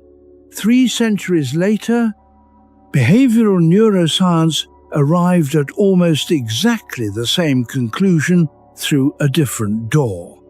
The neurotransmitter dopamine, it turns out, is not primarily a reward chemical. It is an anticipation chemical. It fires most powerfully not when you receive something pleasurable, but when you expect to. When the outcome is uncertain, when the next thing might be satisfying or might not be, the dopamine system maintains a state of alert engagement that is, in its own way, a kind of pleasure. The scroll works, not because what you find is consistently interesting. It works because the next thing might be. The dopamine keeps the motion going in the uncertainty between stimulus and stimulus. Pascal's king was feeling his dopamine. The hunt was not a failure of willpower or a sign of frivolous character. It was the nervous system doing exactly what nervous systems are optimized to do: maintain engagement with the environment by keeping the question of what is next perpetually open. The problem, as Pascal saw it, is that this optimization was never designed with happiness in mind. It was designed with survival in mind. A brain that stays alert and engaged with the environment is more likely to survive than one that settles into comfortable stillness. But survival and happiness are not the same project, and a system optimized for one is not automatically suited for the other. This is the deeper irony at the center of the modern condition. We have built an entire civilization of dopamine triggers. Entertainment designed by very smart people to keep the question of what is next perpetually open. News cycles that replace one piece of alarming information with another before the first can be processed. Notification systems that deliver variable rewards at intervals calibrated to maximize re-engagement. We are not undisciplined for finding this difficult to escape. We are human, encountering a system specifically engineered to colonize exactly the mechanisms Pascal was describing in 1670. The buried confession in Pascal's papers is not that humans are weak, it is that the hunger for diversion is structural, that it is written into the operating system, that it is not a character flaw to be corrected through willpower alone. It is a condition to be understood. And understanding it, really understanding it, not just knowing it intellectually, but feeling the recognition of it, is itself a kind of relief, because the person who understands the mechanism is no longer at its mercy in the same way, not free of it, not above it, but related to it differently. The next time the reach begins, the hand moving toward the screen, the mind moving toward the next distraction, you can notice the reach itself. Observe it with the curiosity of someone watching an interesting phenomenon. And in that fraction of a second of observation, something small but real becomes possible. A choice, not always taken, but always available. And available is enough. Chapter 19. Kings, hunters, and Blaise Pascal watched the powerful people of his world with the attention of a naturalist. He was not part of the court. He moved at its edges, brilliant enough to be received, principled enough to remain skeptical. And from that edge, he observed what the exercise of power did to people over time. He noticed that kings, surrounded by flattery, cushioned from consequence, insulated from the ordinary friction of life that most people navigate daily, were not noticeably happier than their subjects. In some ways, they were more restless, more dependent on the provision of entertainment, more easily bored, more agitated when left without ceremony or spectacle. He thought he understood why. The ordinary person, Pascal observed, has a relationship with reality that the king lacks. The necessity of work, of struggle, of genuine consequence, these are, for all their discomfort, deeply engaging. They provide what Pascal called real occupation, the kind that absorbs the self in something genuinely demanding, genuinely uncertain, genuinely mattering. The king, cushioned from all of that, has no real occupation, only performed occupation. The hunt is not hunting, it is hunting-shaped diversion. The game is not really a game, it is game-shaped diversion. The ceremony is not real ceremony, it is ceremony-shaped diversion. Everything has been drained of genuine stakes and replaced with the simulation of stakes. And the self, which can tell the difference even when the mind is not paying attention, becomes restless in a very particular way.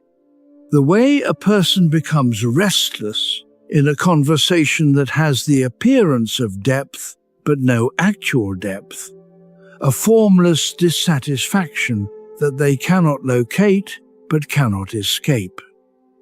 We live in an age that has made most of us kings in this particular sense.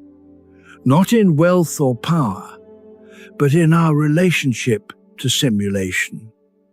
The games we play are not real games. The outcome does not affect our actual lives. The stories we consume are not our stories, they are other people's fabricated experiences delivered to us with all the uncertainty removed. The arguments we follow are not our arguments. They are performances of conflict that resolve nothing in our actual world.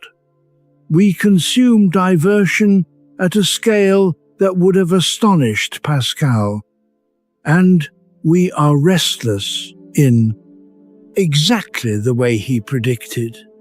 Not because we are ungrateful, not because we have too much, but because the human self is designed for genuine encounter with something real, something that matters, that resists, that demands something genuine in return, and simulation, for all its comfort, cannot provide that encounter.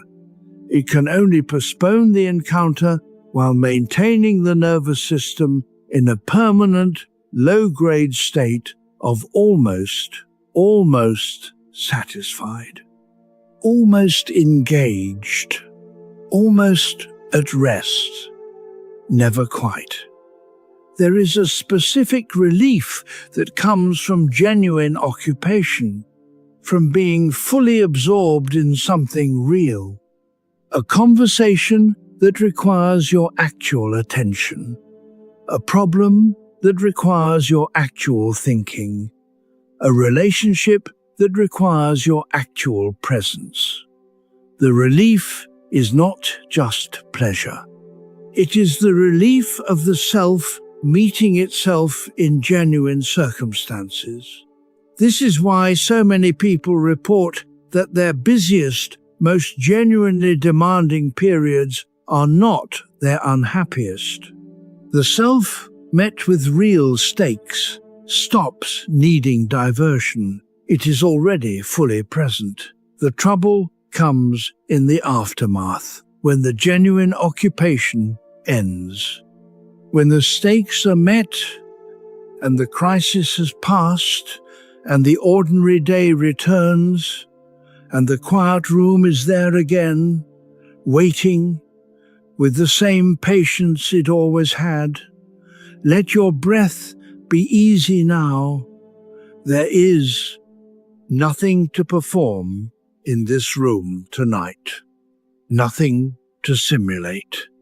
No game to maintain. Just the genuine texture of this moment. It is more than enough. Chapter 20. The Tragedy of Entertainment. There is a sadness in the person who has just finished the last episode, not the sadness of the story ending.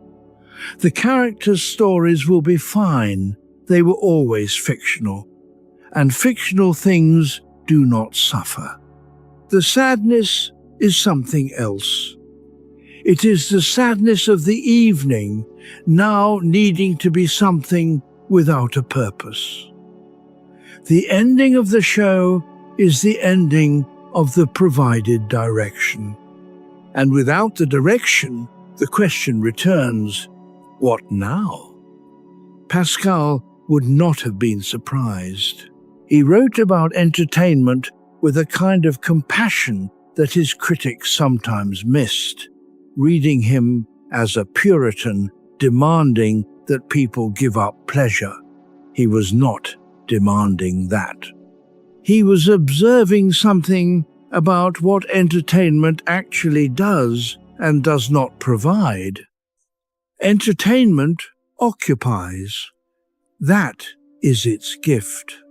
For the duration of the occupation, the self is directed outward, toward the story, the game, the spectacle. The questions that wait in the quiet room are, for that duration, genuinely held at bay. This is not nothing. Genuine respite is valuable.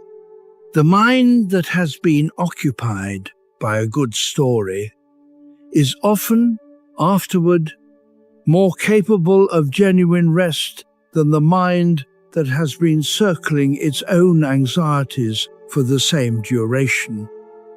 But entertainment has a structural limitation. It ends. And it ends in a particular way.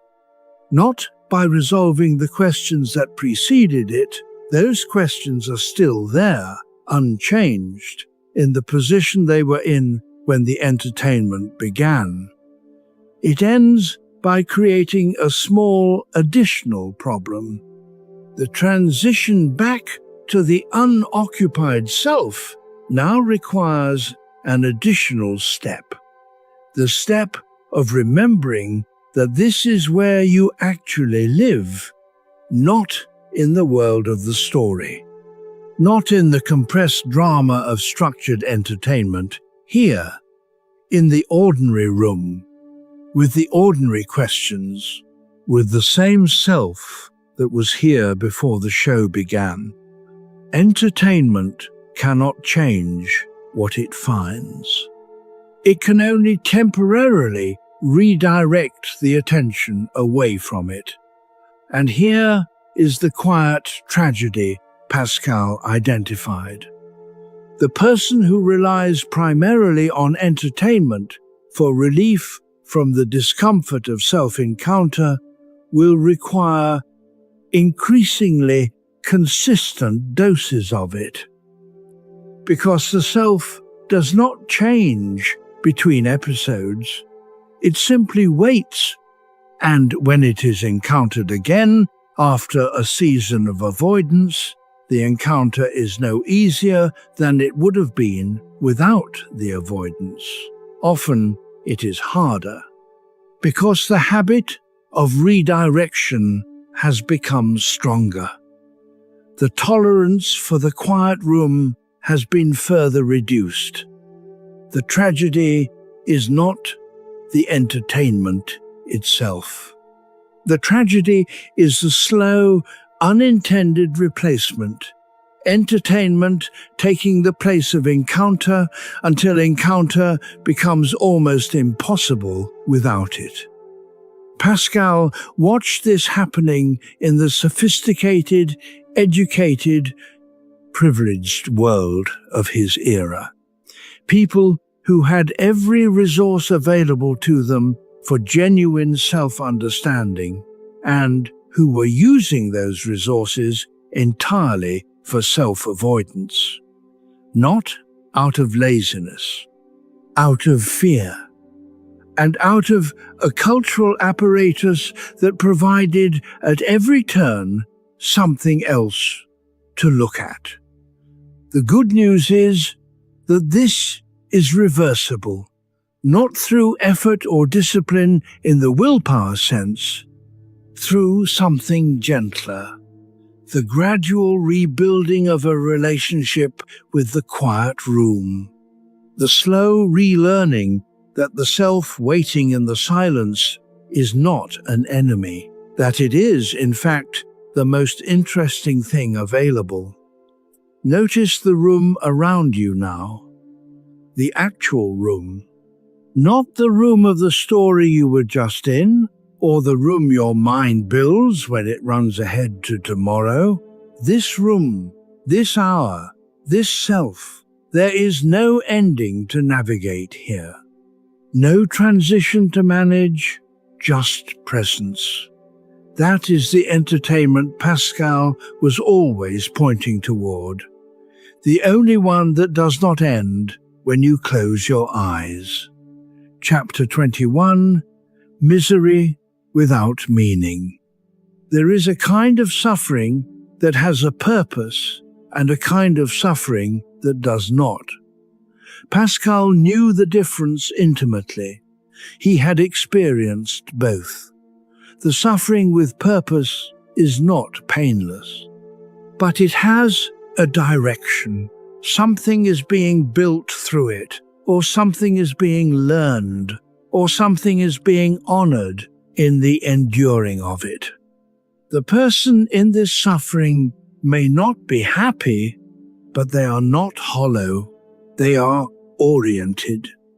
The suffering without purpose is different. It is the suffering that arrives when there is no coherent story to place it in. When the pain is just pain, the loss is just loss, and the question of what it means arrives and finds no answer waiting. Pascal called this the human condition stripped of its diversions and its narratives. Misery. Not as a permanent state, but as the raw material of human experience, before meaning is applied to it.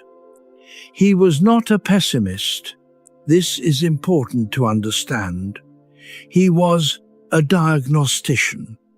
He was naming the experience, not prescribing it as the final word. He believed that most of what we call unhappiness is not simply the presence of pain, it is the experience of pain without meaning. The same event, a loss, a disappointment, a failure, can be experienced entirely differently, depending on whether the person experiencing it has a frame that makes sense of it. Viktor Frankl, writing from the concentration camps that represent perhaps the most extreme test case of this principle, observed exactly the same thing. He saw people survive experiences of unimaginable suffering, not because they were stronger or more resilient in any physical sense, but because they had found or were able to construct a meaning for what was happening to them. He wrote about imagining himself in a warm lecture hall years later, teaching what this suffering had taught him. He survived. And then he did exactly that. The meaning did not remove the pain. It transformed the relationship to the pain. Pascal understood this, though he framed it through a different lens than Frankl would. He believed that the misery of the human condition is not the enemy of meaning. It is, in a strange way, the very thing that makes meaning possible. A creature who never suffered would not need meaning.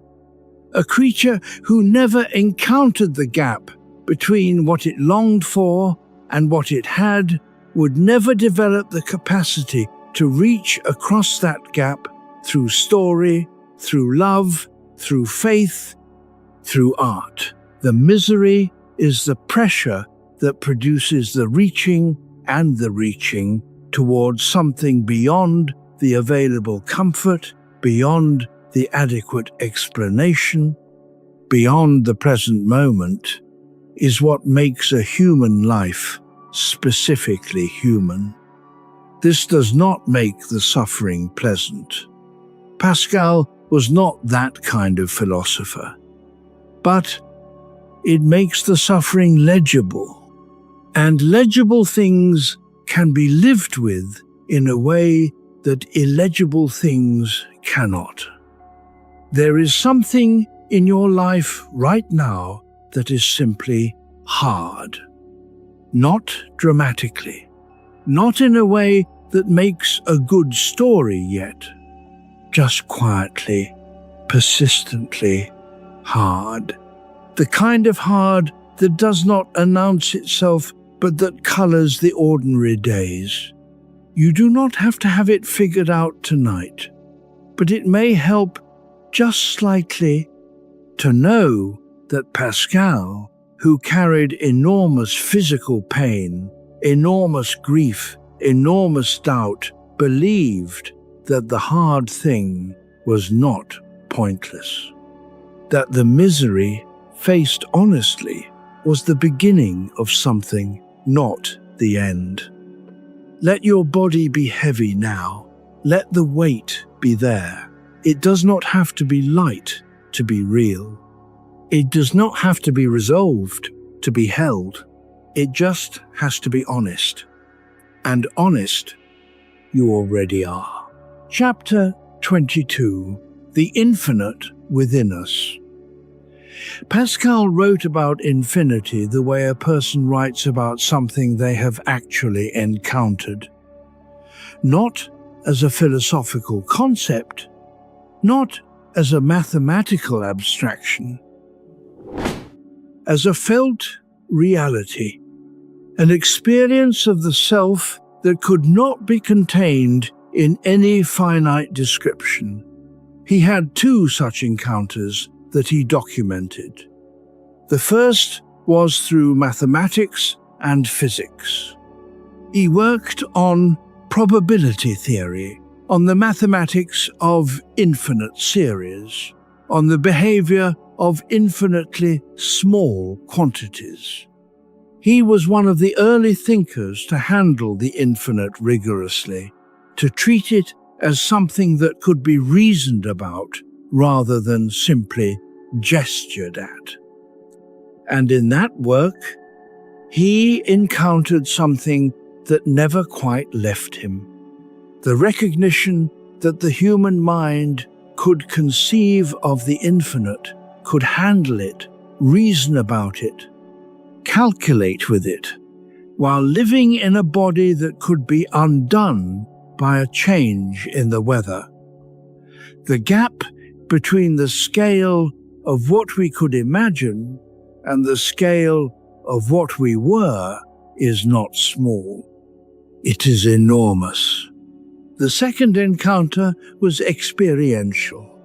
His night of fire, that November evening in 1654, when something beyond his capacity to describe arrived in his room and would not leave. He tried to write it down. What he produced was not philosophy. It was shaking. It was fire. It was presence at a scale that made his mathematics feel like a footnote. He sewed the record of it into his coat. Both encounters pointed at the same thing. Something in the human person is not adequately described by the physical dimensions of the human person. You are larger than you appear. Not in the way that self-help means when it says you are larger than you appear. Not larger in terms of potential or capability or what you could achieve if you applied yourself.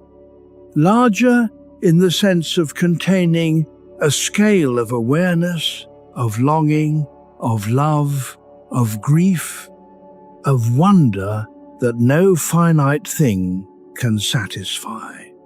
This is the infinite within you.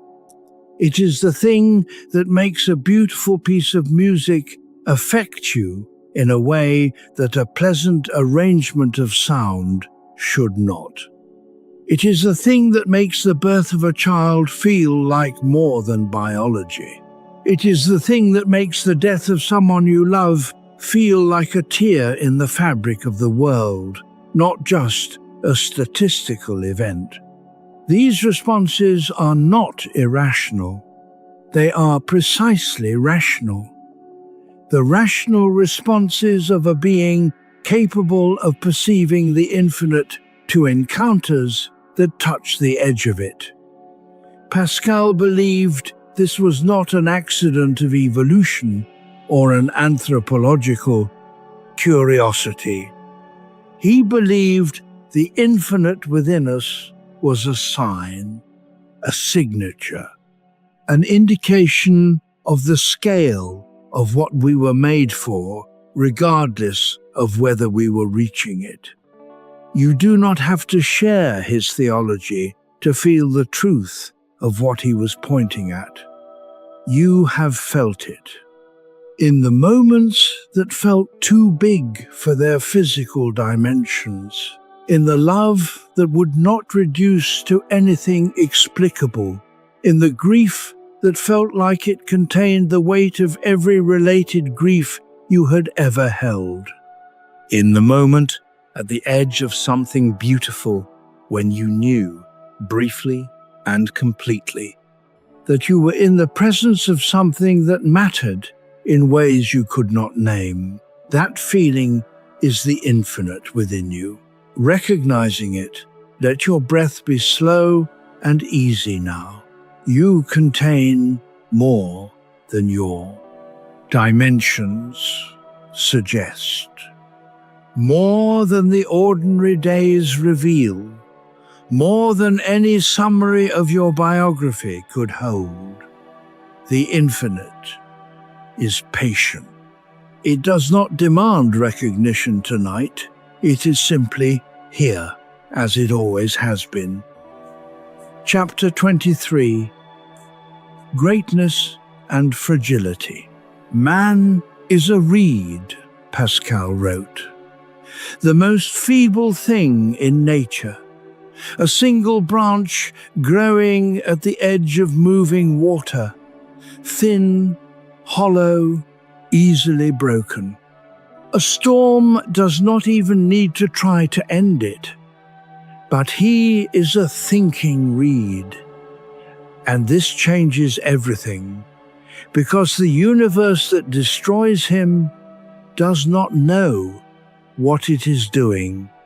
The flood does not understand that it is destroying something irreplaceable. The disease does not know it is extinguishing something that had the capacity to love and grieve and wonder. The vastness of space and time that dwarfs us does not perceive us at all, but we perceive it. We contain it in a way, not physically. Physically, we are nothing against the scale of what is, but in consciousness, in awareness, in the capacity to comprehend the size of what surrounds us, we are larger than what surrounds us in the one dimension that matters. A galaxy cannot know it is magnificent. You can. And knowing that you are small is, paradoxically, the most magnificent thing about you. This was Pascal's unexpected turn. Having established the fragility and wretchedness of the human condition, having named the restlessness and the diversion and the gap between what we long for and what we can hold, he arrived not at despair, but at something close to awe. He was in awe of the creature that was capable of seeing its own smallness. Because seeing your own smallness is not what small things do. Small things do not have the perspective to perceive their scale. The capacity to say, I am finite, I am mortal, I am brief and contingent, and far less than I wish I were. That capacity is itself a kind of transcendence. The person who can hold the full, honest picture of what they are, the beauty and the limitation, the love and the fear, the hunger for the infinite and the reality of the finite, has achieved something the rest of the universe, as far as we can tell, has not achieved. Genuine self-knowledge. Not comfortable self-knowledge, the kind that includes the parts that are hard to include, the years that were not what you hoped they would be, the choices that you would make differently, the distances between yourself and the people you love, the fact that time is not unlimited. All of this held at once, without either flinching from it or being destroyed by it. There is a specific kind of person who has developed this capacity. Not the person who has achieved the most or suffered the most necessarily. The person who has been present for their own experience, who has not managed it entirely away or numbed it entirely down or organized it entirely into a story that is more comfortable than true. They can be found in ordinary places, sitting quietly at a table while others move around them, walking without earbuds in, present in a conversation in a way that makes the other person feel, without quite knowing why, that what they are saying is genuinely being heard. These people are not specially enlightened. They have simply been willing more than once to sit in the room without escape and let the mirror show them what is actually there. Pascal would have called them the thinking reeds who have accepted their nature, who have looked at the fragility and the greatness together without requiring either to be more than it is. That is what Pascal was writing toward, in all those fragments, in all those cold rooms, in all those evenings of genuine encounter with what he actually was. You have more years behind you than most people who have ever lived, ever had. You have accumulated something that the young do not yet have access to, the knowledge of what loss feels like from the inside, of what love costs, of what regret teaches, of what survival actually means when you have survived enough things to have data on the subject. That knowledge is not simply weight, it is the weight of a thinking reed who has thought and felt and chosen and continued, who has been fragile and has not dissolved, who has been small and has known it and has kept going anyway. Let your breath be easy. Let the weight of those years rest for a moment instead of carrying itself. You are fragile, yes. Every human being is. But you are also here. And being here, aware of your own finitude, in the dark, still listening, that is exactly what Pascal was describing when he used the word greatness. Just this. You. Chapter 24. The heart has reasons. There is a knowledge that arrives before the argument does. Pascal described it as the knowledge of the heart, not emotion in the sentimental sense, not the knowledge of what you want to feel or what you hope is true.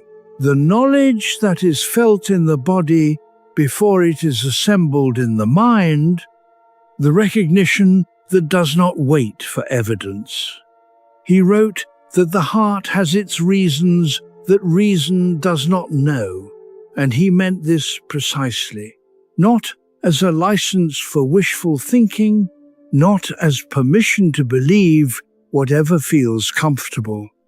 He meant that there is a mode of knowing that is not reducible to logical argument, that operates at a different speed and through different channels, and arrives at truths that the formal reasoning mind would take years to work out, if it arrived at them at all.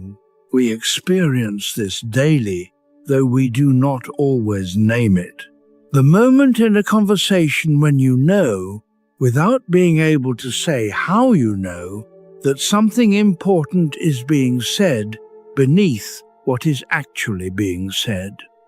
The recognition of a person's pain before they have explained it. The certainty that a particular decision is wrong before you have identified which reason makes it wrong. Scientists call this intuition. Researchers like Gary Klein, who study expert decision-making, have found that experienced practitioners, surgeons, firefighters, chess grandmasters, make some of their best decisions not through deliberate analysis, but through something that looks more like feeling. A rapid, holistic processing of pattern and context that produces a verdict before the conscious mind has even framed the question. The experts themselves often cannot explain their best decisions. They know what to do before they know why. Pascal believed this was not a limitation to be corrected. It was a faculty to be recognized. And he believed the heart's reasons were, in certain domains, more reliable than the mind's arguments. Not in mathematics, not in physics, but in the domains that matter most to most people most of the time: love, meaning, the orientation of a life, the understanding of what is real. This matters for how we understand our own restlessness, because some of what we carry in the quiet room, some of what surfaces when the diversions fall away, is not a problem to see, be solved by better thinking. It is the heart's knowledge of something that the mind has not yet caught up to, a relationship that is no longer what it was, a direction that has quietly become the wrong one, a hunger that the current arrangements of life are not feeding. The heart knows these things before the mind is willing to name them, and the discomfort of the quiet room is often the heart trying to get the mind's attention, not to alarm, not to catastrophize, just to say there is something here worth knowing, something real, something the noise has been successfully keeping out of the conversation. The nighttime mind that will not quiet is often the mind that has finally gotten close enough to the heart's knowledge to begin to hear it, and hearing it genuinely, without immediately arguing with it or dismissing it or rushing to fix it, is itself a form of rest. The kind of rest that comes from finally letting something be real. There is a person who spent several months with a Senbaka, quiet discomfort she could not name, not depression, not anxiety in any clinical sense, just an undertow, something pulling slightly against the current of her days. She was busy enough to ignore it most of the time, but at night, in the gap before sleep, it was there. She eventually gave herself the uncomfortable gift of sitting with it for a full hour. No phone, no distraction, just the undertow and her honest attention. What surfaced was not dramatic. A friendship she had been maintaining out of obligation rather than genuine warmth. A creative project she had quietly abandoned 2 years ago and had never officially mourned. A conversation she owed to someone she was avoiding. None of these were emergencies, but all of them were real.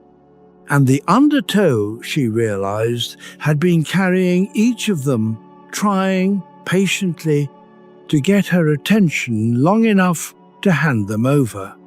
The heart had known all of this long before the mind was willing to admit it.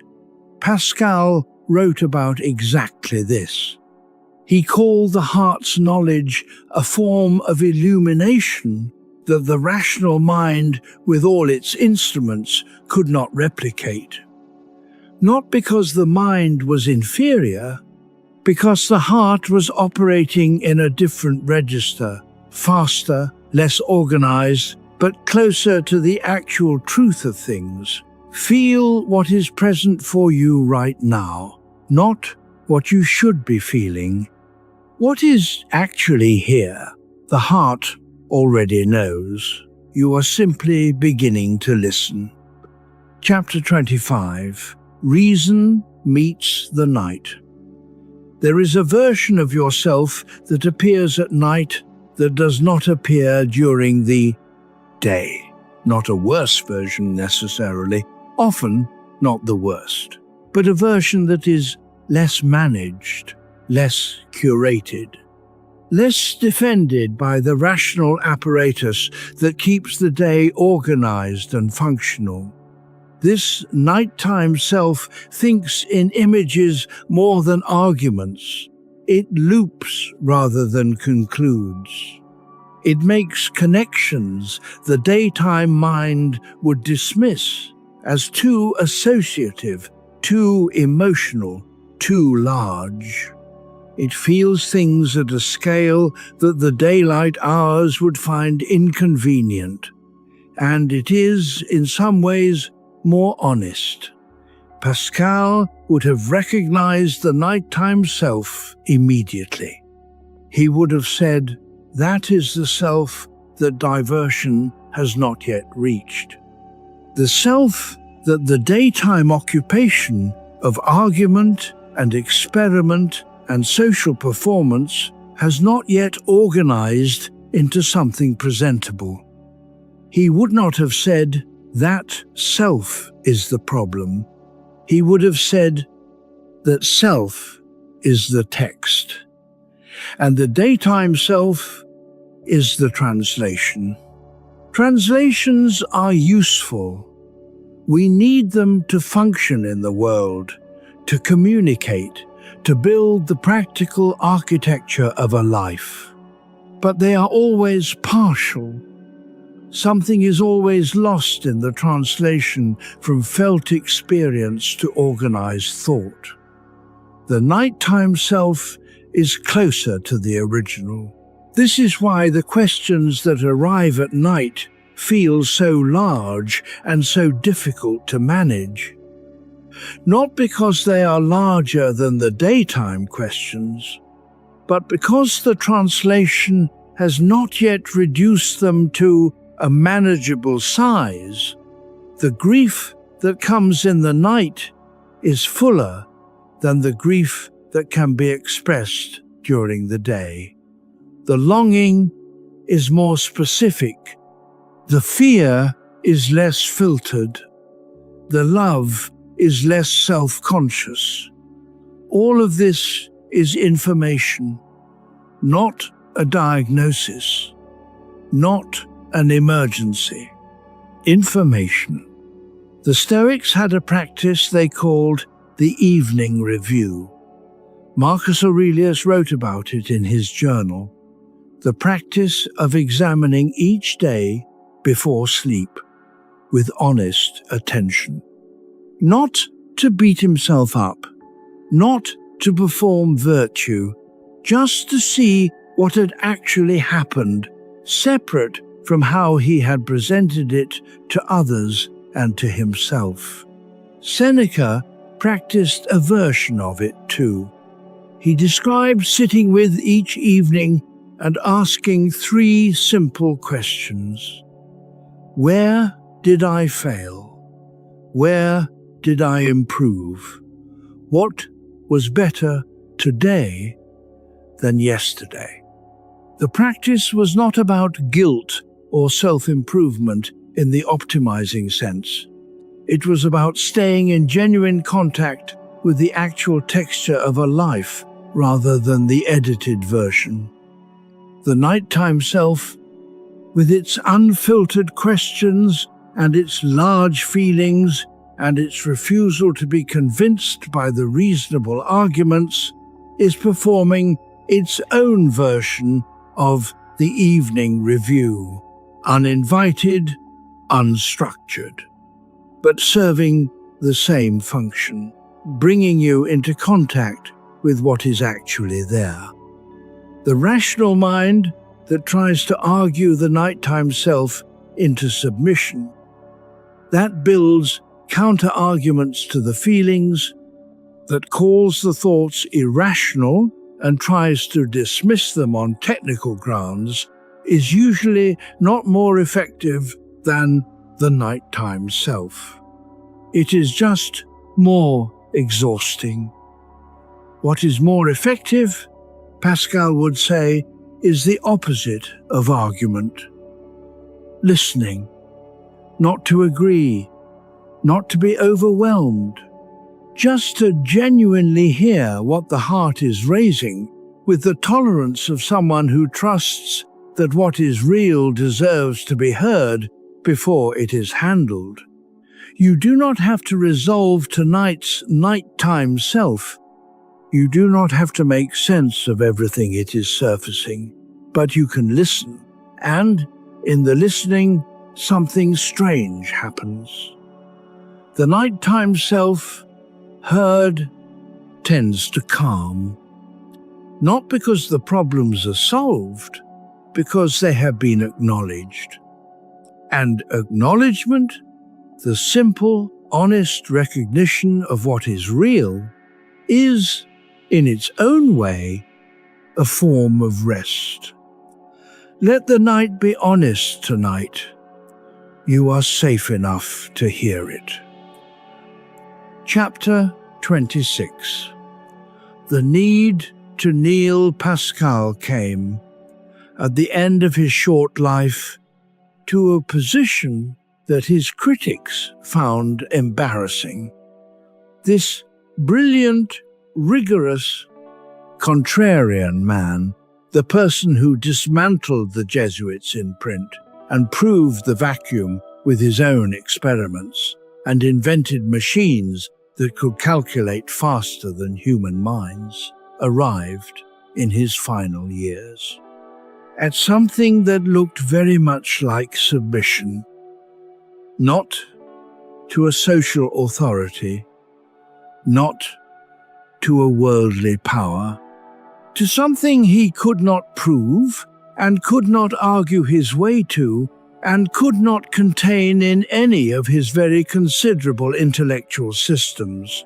He wrote that faith, for him, was not the conclusion of an argument. It was the act of a person who had exhausted the argument and found something on the other side of it. He wrote about kneeling, not as a metaphor, as an actual practice.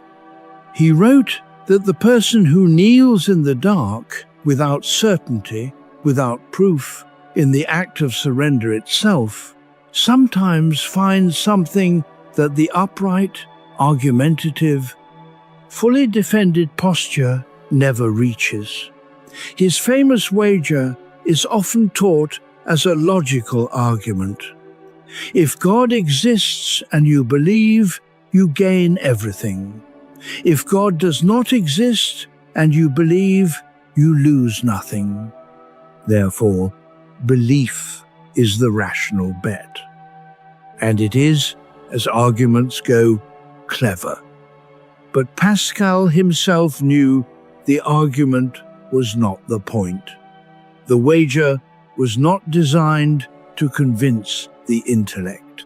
It was designed to move the person, to introduce the possibility of orientation, of deciding without certainty that a particular direction was worth moving in.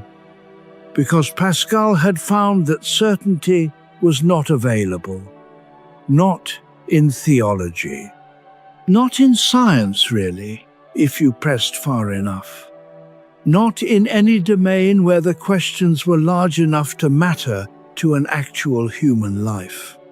What was available was orientation, a direction, a willingness to move towards something with open hands without requiring that the destination be proven before you began walking.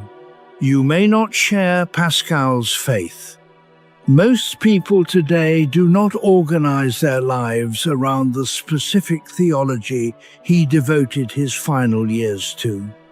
That is not the point of what we are doing tonight.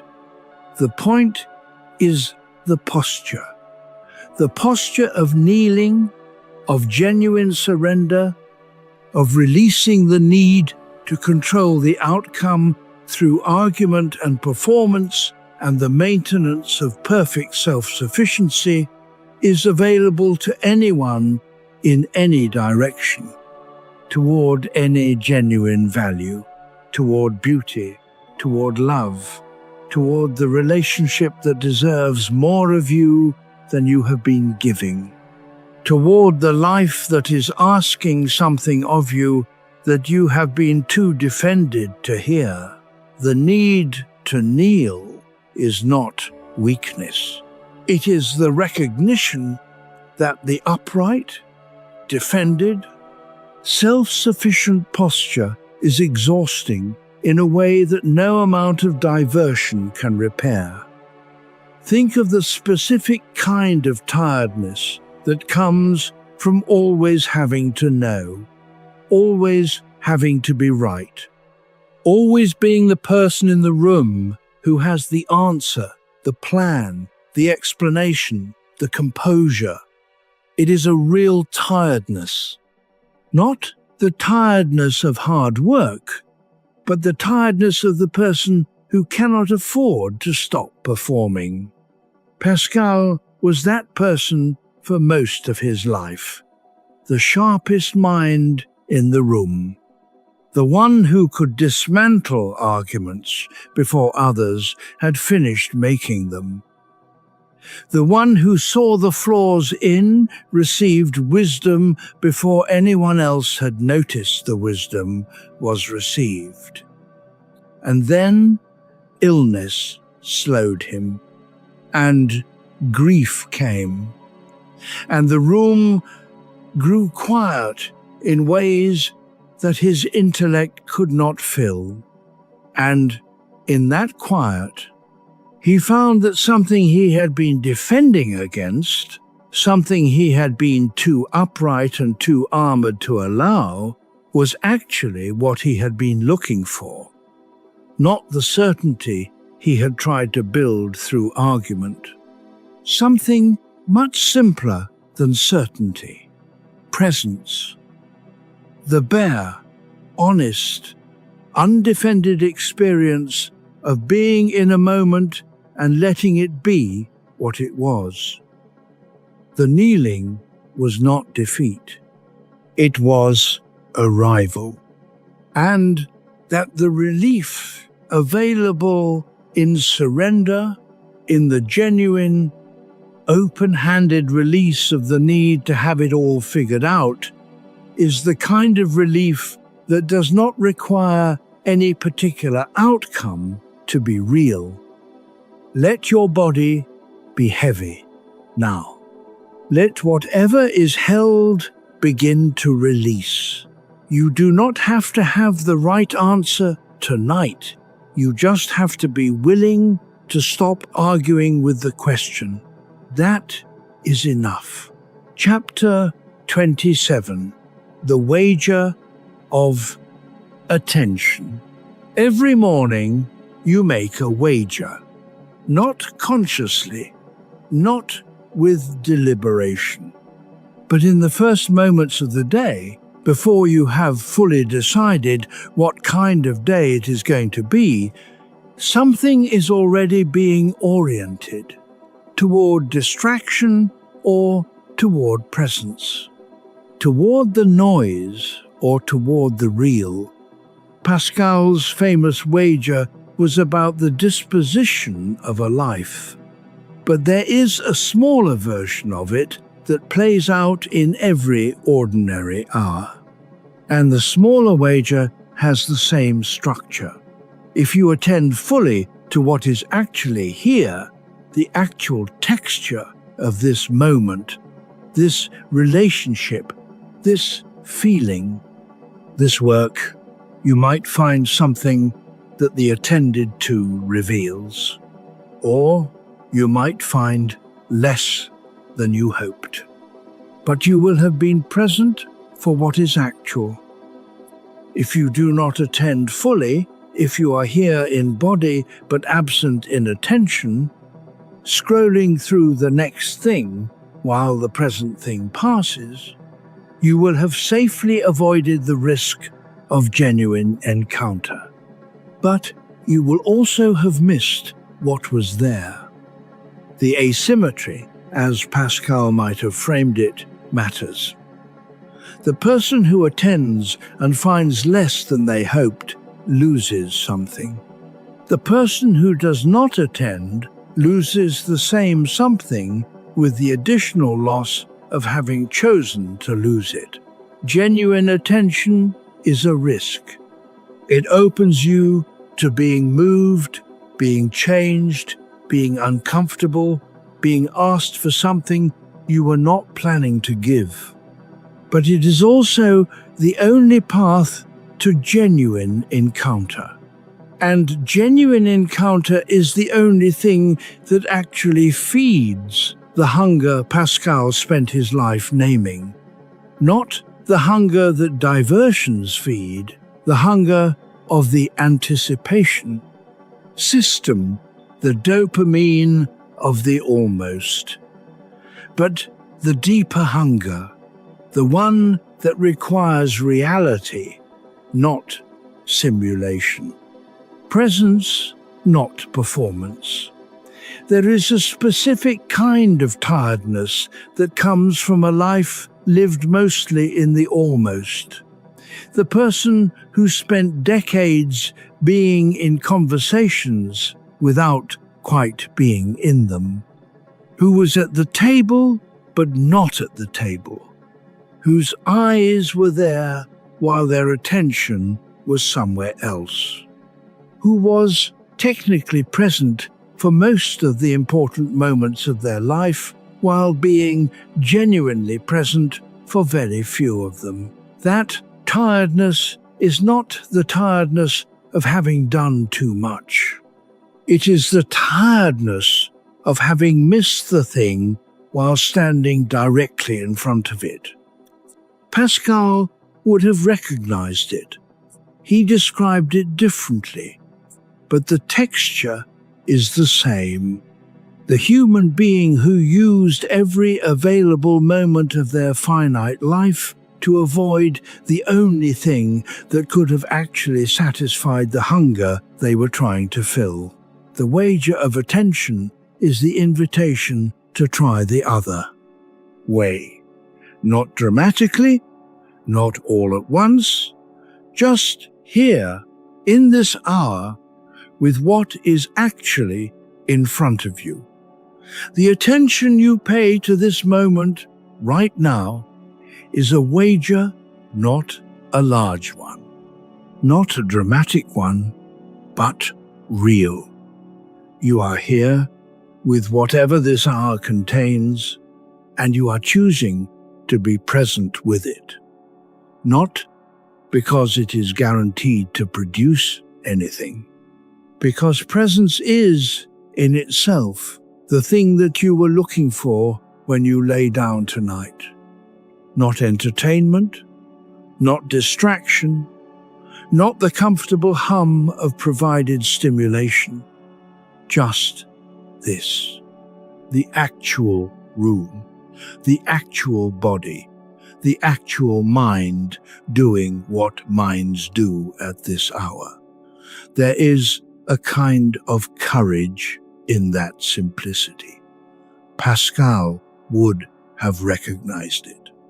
He would have said, that is the small wager that matters, not the grand gesture, not the dramatic conversion, just the repeated ordinary choice to be present with what is actually here. The choice not to reach for the next thing before this thing has been genuinely met. You have made that choice tonight by still being here. That is not nothing.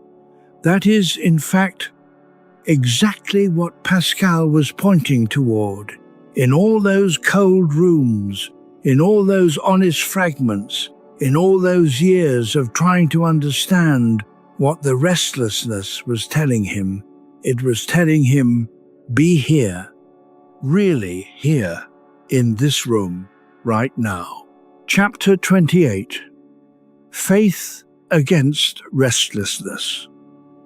There is a peace that is not the absence of difficulty. Pascal was careful about this distinction. He had seen too much of life and felt too much of his own to believe that peace was something achieved by removing all the uncomfortable things. He was in pain for most of his adult years. He lost people he loved. He carried doubts that his intellect could not resolve, and questions that his faith could not always quiet. And yet, he wrote about peace, not as a destination he had not yet reached, but as something he had found in the middle of all of it, not in spite of the difficulty, not after the difficulty, in it. This is the counterintuitive truth at the center of Pascal's mature understanding. The restlessness does not need to be eliminated in order to find rest. The questions do not need to be answered in order to find peace. The longing does not need to be satisfied in order to live quietly and genuinely in the midst of the longing. The peace he described is not passive, it is not resignation. It is something more active, a decision made again each day to be oriented toward something real rather than something merely comforting. Viktor Frankl wrote, from an even more extreme position than Pascal, the same essential thing. He found that people who survived the camps were not the ones who had made their peace with what was happening to them by denying its horror. They were the ones who had found something, a person, a task, a meaning that their suffering could be organized around. Not resolved, organized. The suffering did not disappear. The relationship to it changed. Pascal's faith was his organization principle, not a theology that answered every question, but a direction that made the questions bearable. A way of being in the world that allowed for the full, honest experience of the human condition, the wretchedness, the grandeur, the longing, the finitude, without being destroyed by any of it. What is your organization principle? Not the metaphysical version necessarily, the practical one. What is the thing, the relationship, the value, the purpose, the love around which the difficult things can be organized without dissolving you? Most people have one, even if they have never named it explicitly. The parent who endures enormous difficulty for the sake of a child. The person who stays in a hard situation because something they believe in requires it. The craftsperson who returns to the difficult work because the work itself is worth it. These are not philosophical positions. They are acts of faith. Faith that the thing worth orienting around is real enough to be worth the organizing. And here is what is useful about naming the principle rather than leaving it unnamed. The unnamed organization principle does its work invisibly. You orient toward it without knowing you are orienting. You make sacrifices for it without calling them sacrifices. You draw strength from it without recognizing the source. This is not inefficient. Exactly. The unnamed principle can sustain a person for years, but it cannot sustain them in the moments when the cost becomes visible, when what the organization principle requires becomes harder than expected. When the doubt arrives, and doubt always arrives eventually, and there is nothing explicitly named to return to, the person who has named their organization principle has something to hold in those moments. Not a proof, not a certainty, just a name.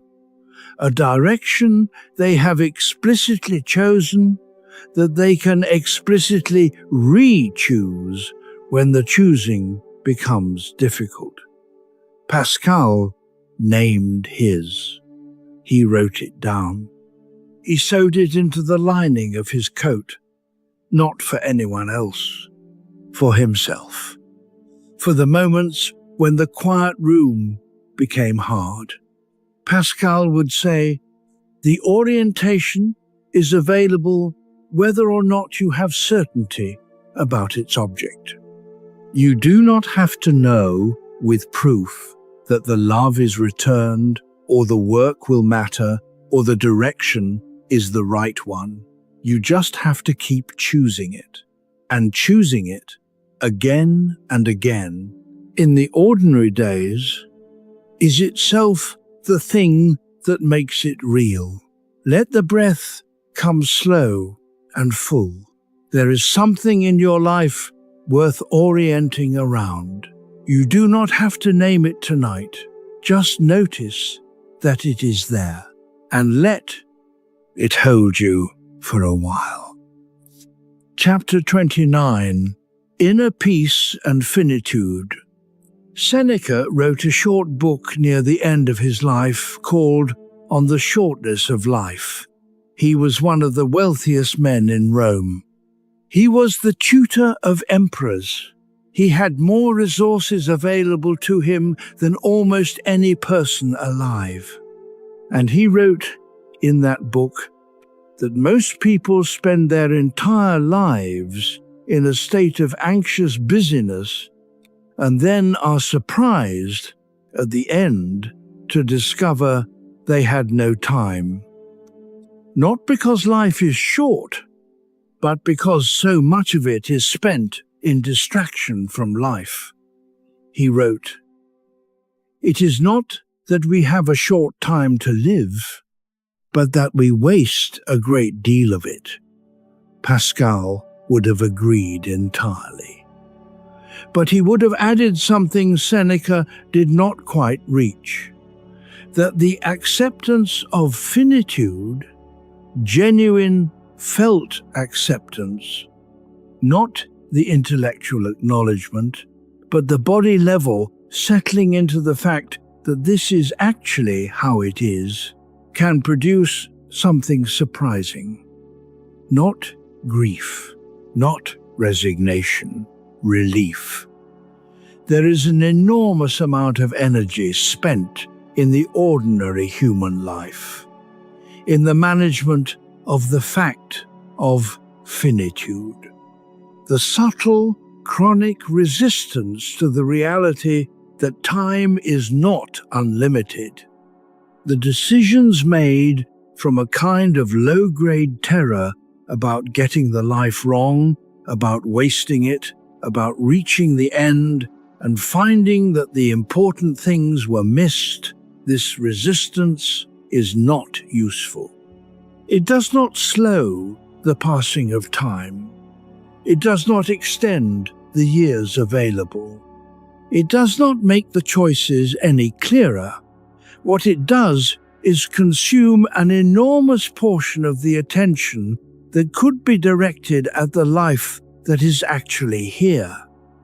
The person who has genuinely accepted that their time is limited not as an intellectual position, but as a felt reality, often experiences a shift in attention that looks from the outside like serenity. They are not serenely indifferent to the world. They are serenely present in it.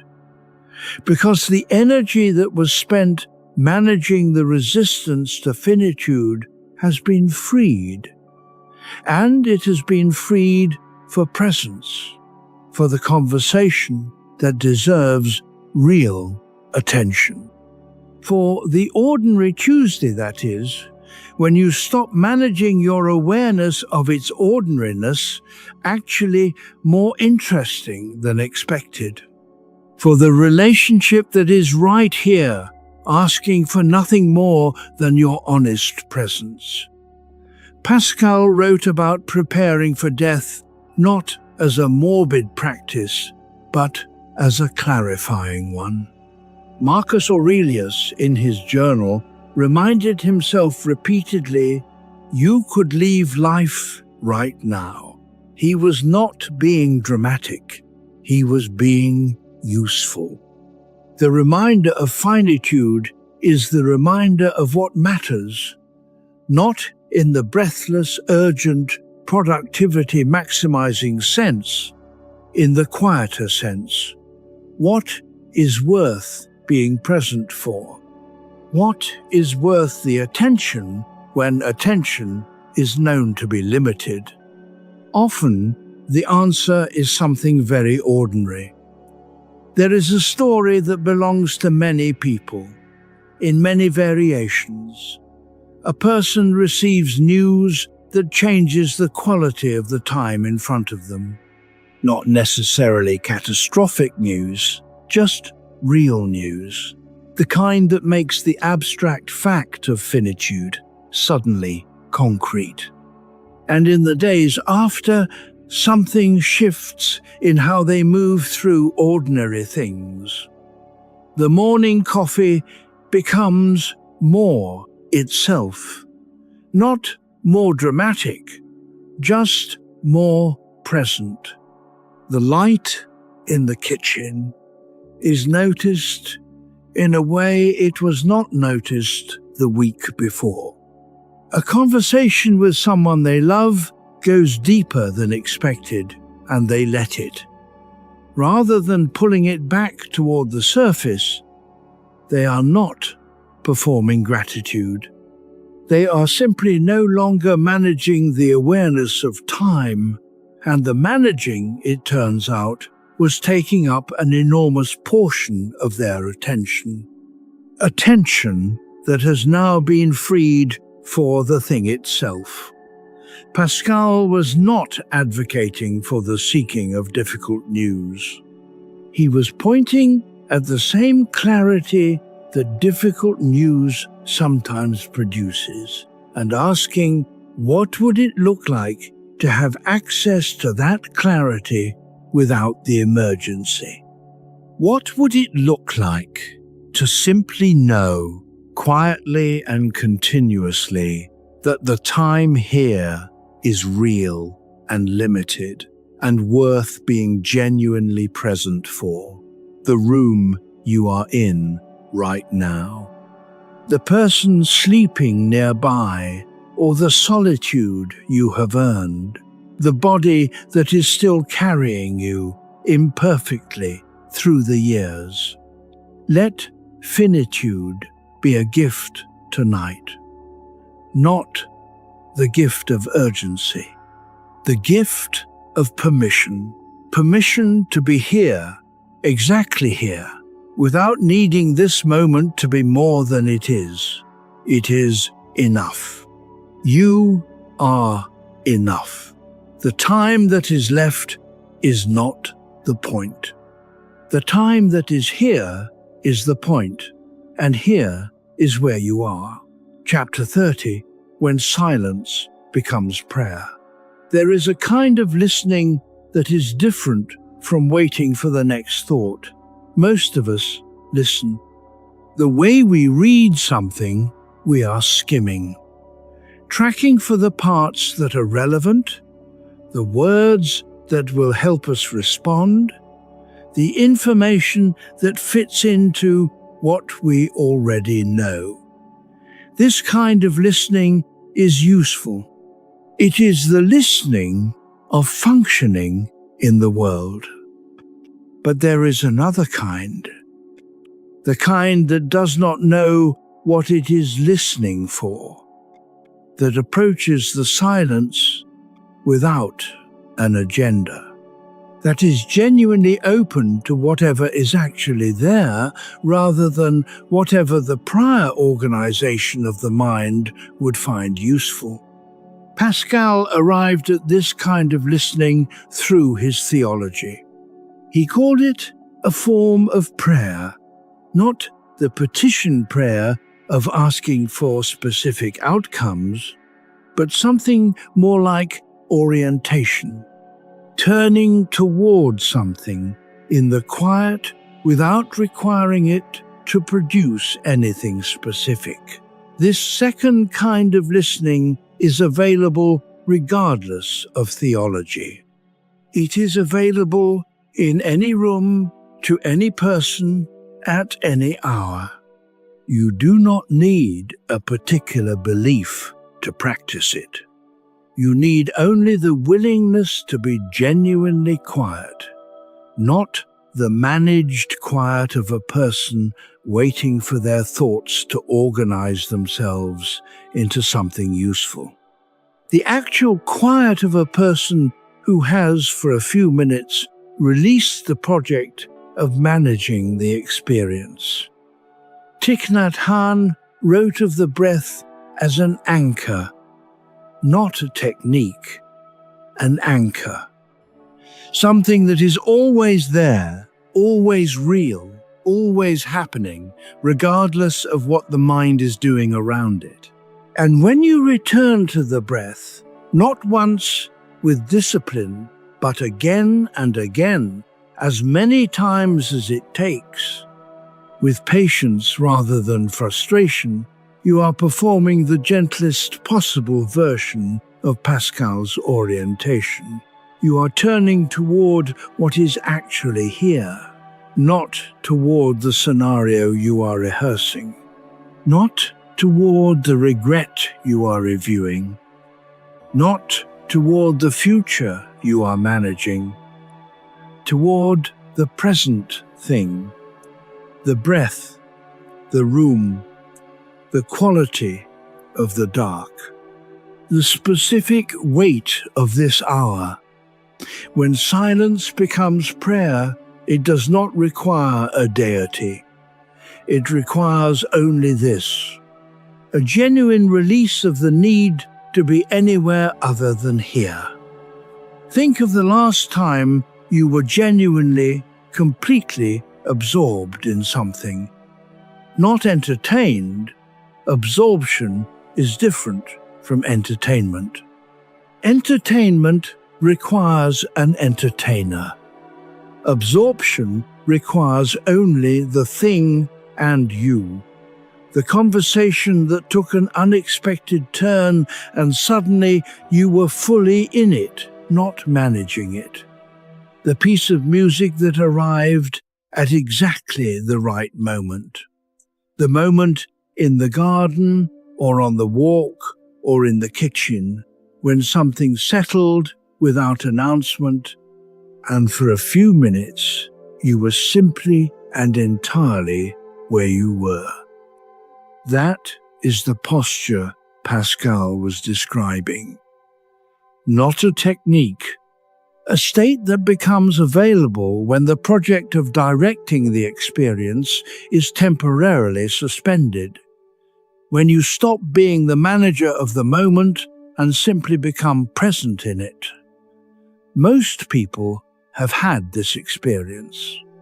Most people would not describe it as prayer, but Pascal would say it is the same orientation, the same turning, the same release of the defended, managing, self-directing posture into something more open.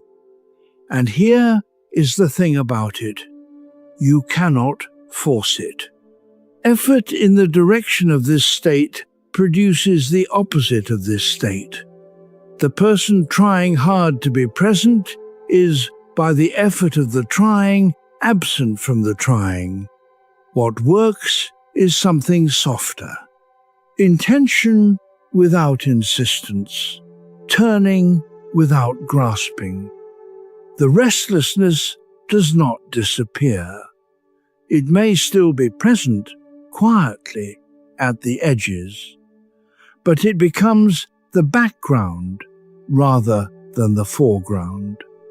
The noise in the other room rather than the noise in this one, and in the foreground something else.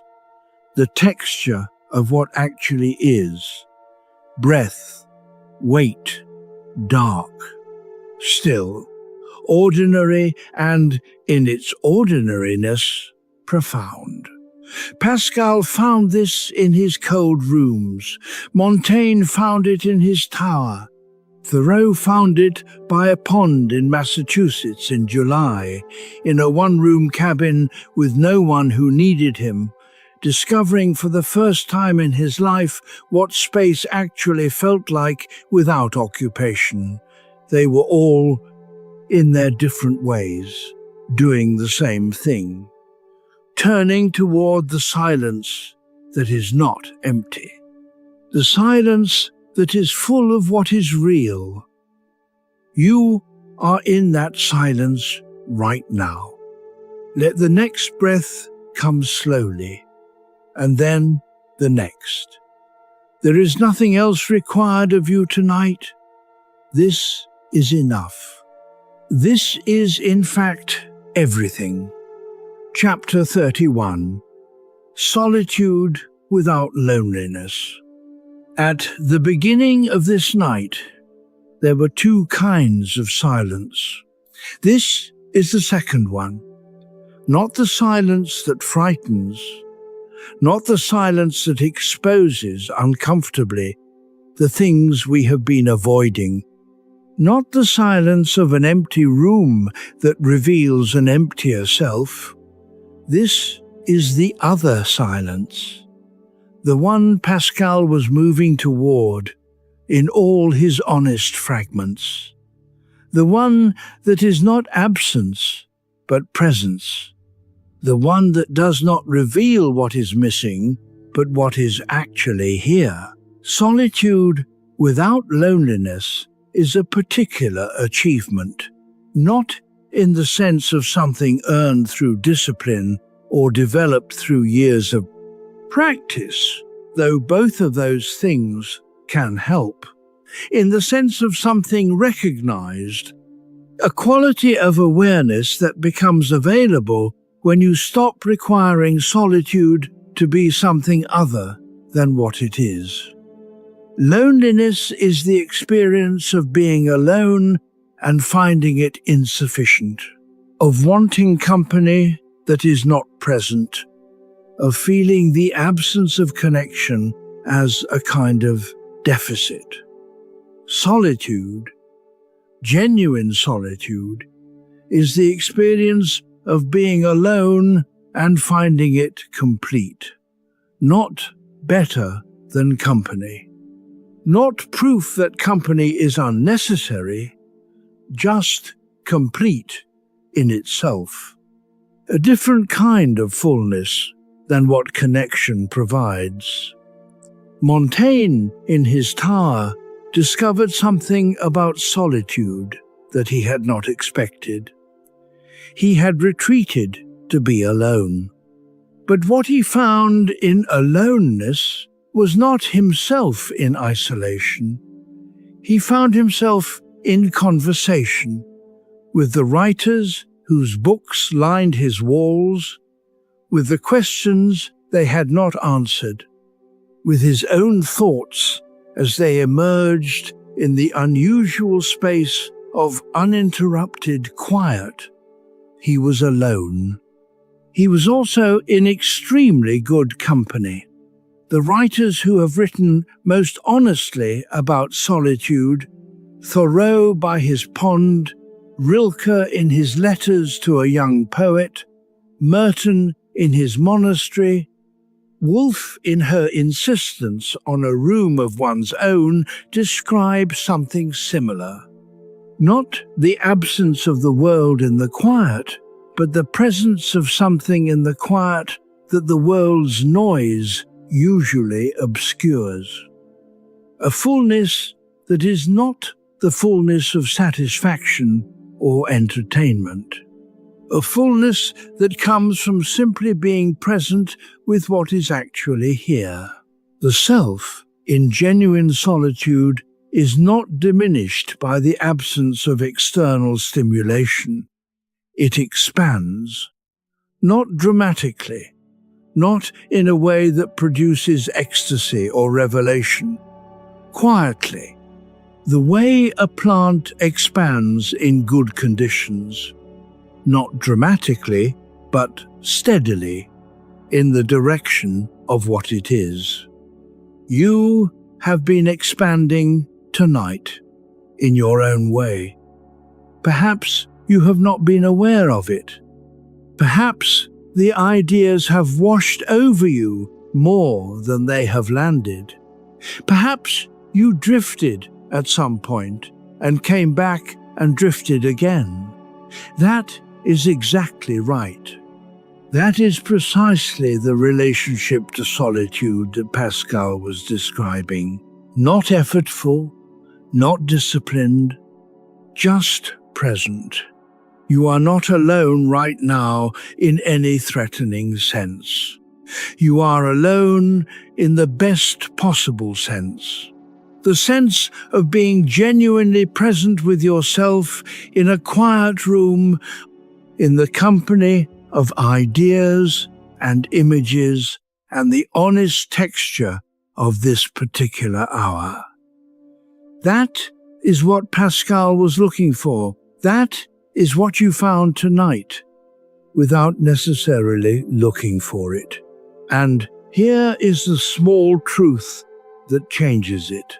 You can return here, not as an achievement to maintain, not as a state to perfect, but as a direction you know, a room you have visited, a quality of quiet that you now know the address of. This matters more than it might sound, because most of us across a life will move through periods that make solitude difficult or impossible. Years of intense responsibility, of children who need, of work that demands, of crises that absorb. Years when the quiet room is genuinely unavailable, not through avoidance, but through genuine circumstance. In those years, the person who has visited the room, who knows what it feels like, who has some cellular memory of the quality of the quiet, carries something with them that the person who has never visited does not have. They carry the knowledge that it is there. And that knowledge changes, slightly but genuinely, the relationship to the noise. It makes the noise less total, less absolute, because somewhere in the body is the memory of what the noise is covering. Pascal wrote his fragments in whatever gaps his illness allowed. He carried the quiet room with him through the years when he could not always enter it. And when he could, in the stretches of enforced rest, in the evenings when the pain allowed it, he returned there as a person who knew exactly where they were. That is the solitude without loneliness that is available to you, not constantly, not perfectly, but as a direction you know, and a room that is always here. It is here whenever the noise of the days becomes too much to carry. It was always here. Chapter 32. Suffering, Truth, and Blaise Pascal suffered. Not abstractly, not philosophically, in the body. In the concrete, specific reality of pain that interrupts thought, that prevents sleep, that makes the ordinary pleasures of a day unavailable, he was sick, almost chronically, from his early 20s onward. Migraines that lasted for days.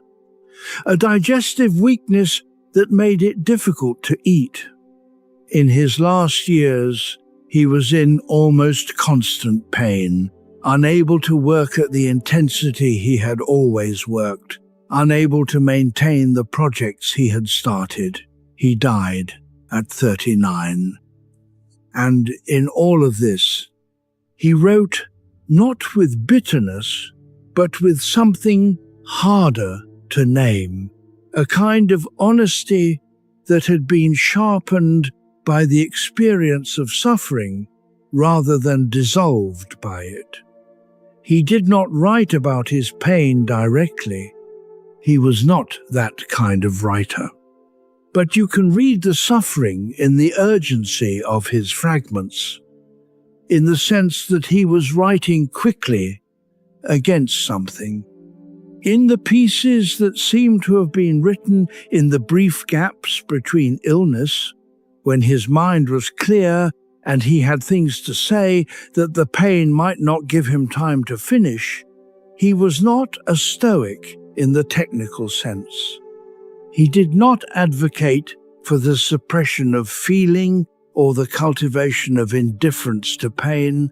He was something else. A person who had found that suffering, honestly met, had a quality that comfortable life could not produce. Clarity.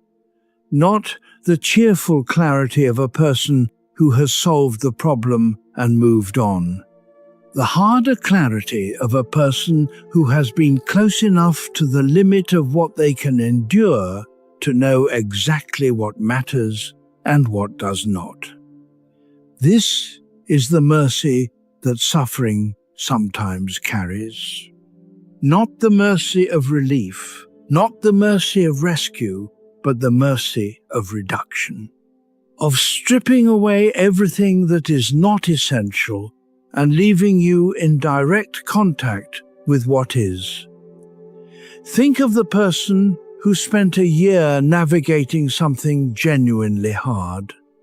Not a dramatic, story-worthy crisis, just the sustained difficulty of something that did not resolve quickly, that required them to keep going without the assurance that the going would end well.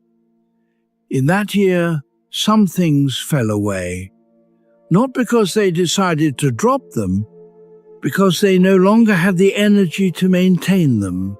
The peripheral relationships that had been absorbing attention without returning anything real.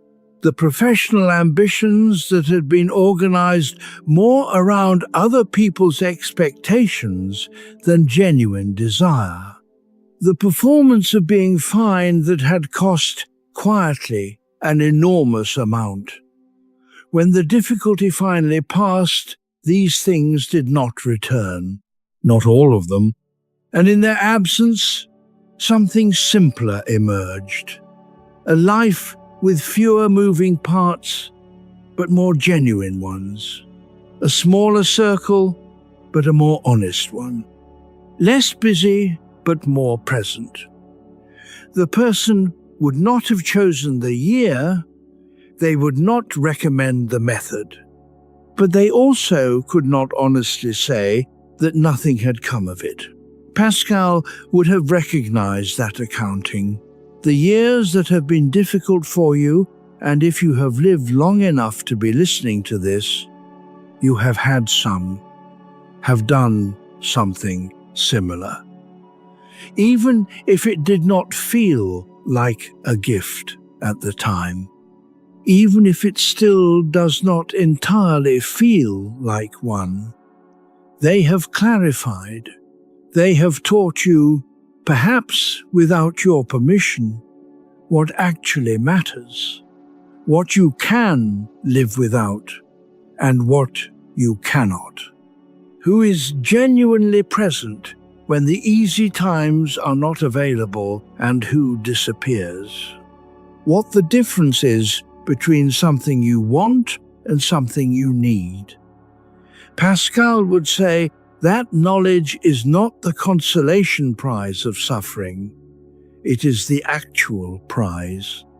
The thing that makes a life coherent rather than comfortable, honest rather than pleasant. Not that comfort and pleasure are bad. He did not think that. He thought they were insufficient. And suffering, by removing them temporarily, reveals what remains underneath. What remains underneath, Pascal found, is something more solid than the comfortable things that had been stacked on top of it. Something worth building on. Let the years settle for a moment. The ones that were hard, the ones you would not choose to repeat, they are also yours. They are also part of what made you the person who is here tonight. And the person who is here tonight has survived everything that was supposed to be. Impossible. That is not nothing. That is the most honest kind of greatness there is. Chapter 33. The Soul Without Diversion. Imagine a morning when there is nowhere to be, no alarm, no schedule, no one who needs anything. Just the early light and the silence and the first minutes of the day before any of the usual occupation arrives. What is there in those minutes before the diversion begins? This is what Pascal was asking, not philosophically, practically, in the lived experience of the self, before it has been given a task to organize itself around, before the day's identity has been assumed and the social self has been assembled, and the various projects of being you have been resumed. What is there? He did not think the answer was nothing. He did not think the answer was chaos or emptiness or the threatening void that diversion is deployed to prevent. He thought the answer was the soul, not in a mystical sense that requires particular beliefs, in the sense that he used the word to describe the most honest, least performed, most essential version of a human person. The self before the project of the self. And the soul, he wrote, without diversion is not destroyed, it is revealed. It is quieter than expected. Smaller than the performance of the self, in some ways, without the equipment of identity and reputation and social role, the essential self is a surprisingly ordinary creature, uncertain, hoping, fragile, in possession of more love than it usually displays and more fear than it usually admits, and also more alive than the busy performance of being alive usually allows. There is someone who sat with this. One particular Sunday morning, when the plans fell through and the children were elsewhere and the work was finished and there was nothing to do, he sat in his kitchen with a cup of something warm and, for perhaps the first time in years, did not reach for anything to fill the quiet. The first 5 minutes were uncomfortable. The mind circled. The hand moved twice toward the phone and twice came back. And then something settled. Not dramatically, not with revelation, just settled. A quality of presence arrived that had been waiting, apparently, for some time. The kitchen looked the same. The light through the window was ordinary, but he was genuinely in it, not managing it, not planning what came next. Just here. He sat for 40 minutes. He thought of nothing of consequence. Afterward, he could not explain why it had felt significant. Only that it had, that something had been fed that he had not known was hungry. Pascal would have nodded. That is the soul without diversion, not dramatic, not mystical.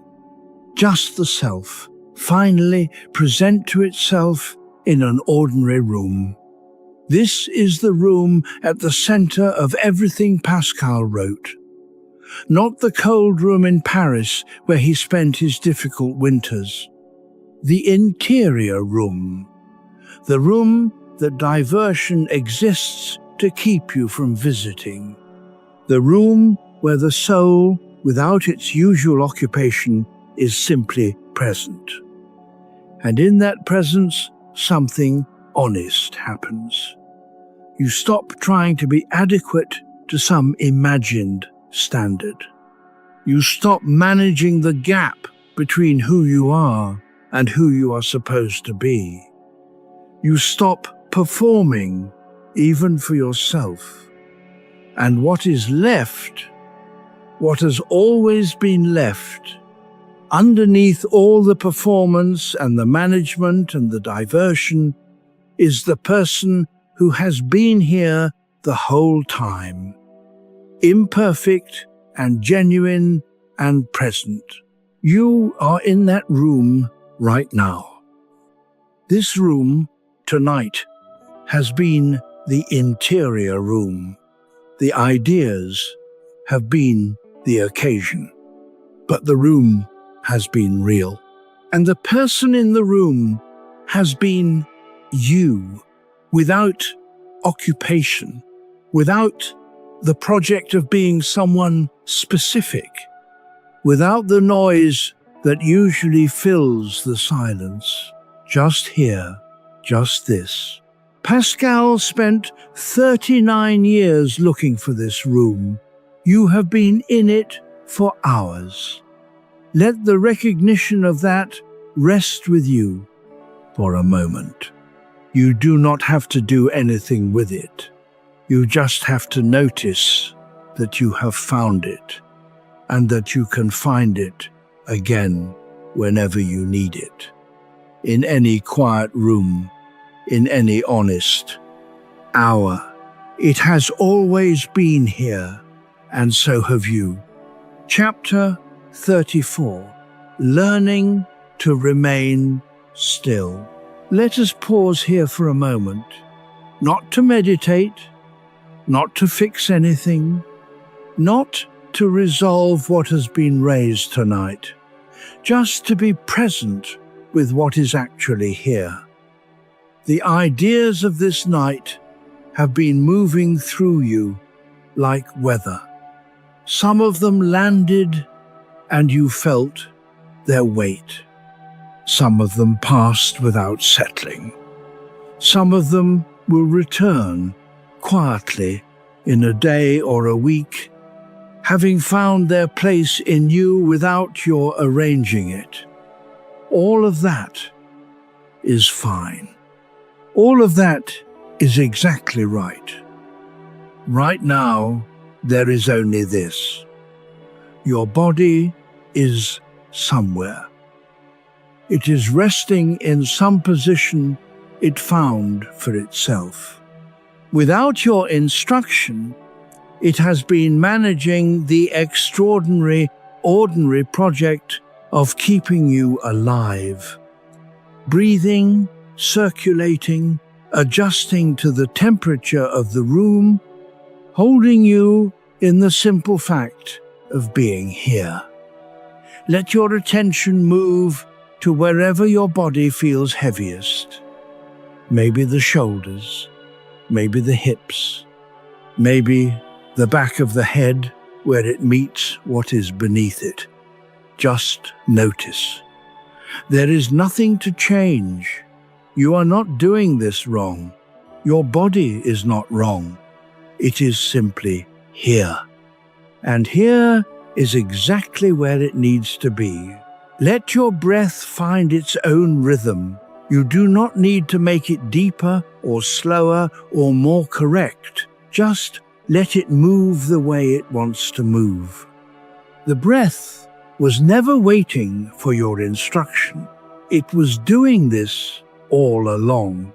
If your mind is still busy, still turning over the ideas, still revisiting the questions, still generating the next thought, that is fine. Let the mind be busy in the background, like a radio playing in another room. You can hear it. It is not a problem. You do not need to go turn it off. You are not in that room. You are in this room, the room where your body is heavy, where your breath moves on its own, where the quiet is not empty, but full of the specific reality of this moment. Pascal described the soul without diversion as something that had always been there, waiting, patient, beneath the noise. Right now, you are giving it room, not in a dramatic way, not in a way that requires anything of you, just by being still enough that what has always been here can come slightly to the surface. Let it. You have been carrying the day and the week, and perhaps in ways you have not entirely accounted for, the years. You can set them down for a while. They will be exactly where you left them when you are ready to pick them up again. But right now, they do not need to be carried. They can rest beside you, and you can rest. The room is quiet. You are here. That is all that is required. And that is, it turns out, more than enough. Chapter 35. A lamp in darkness. What Pascal found in his quiet room was not a solution. It was a direction. That direction is what we have been exploring tonight. And it does not require a monastery or a philosopher's certainty or the dramatic conversion of a November fire. It requires only the willingness, repeated across ordinary days, to be present with what is actually here. Here is a gentle path. 7 days. Simple. You do not need to do all of it. You do not need to do any of it perfectly. Each day is a small offering, not a requirement. Day 1, today. Just notice one moment when you reach for distraction, not to judge it, not to refuse it, just to see it, to say, silently, there you are, I can see you now. The reach toward the phone, the screen, the noise. Just notice it once. That is everything for today. Day 2. At some point today, find 2 minutes of genuine quiet. Not silence with a podcast in the background, not quiet while checking the phone. 2 minutes of nothing added. Let whatever surfaces in those 2 minutes surface. You do not have to engage with it. You just have to let it be there. Day 3.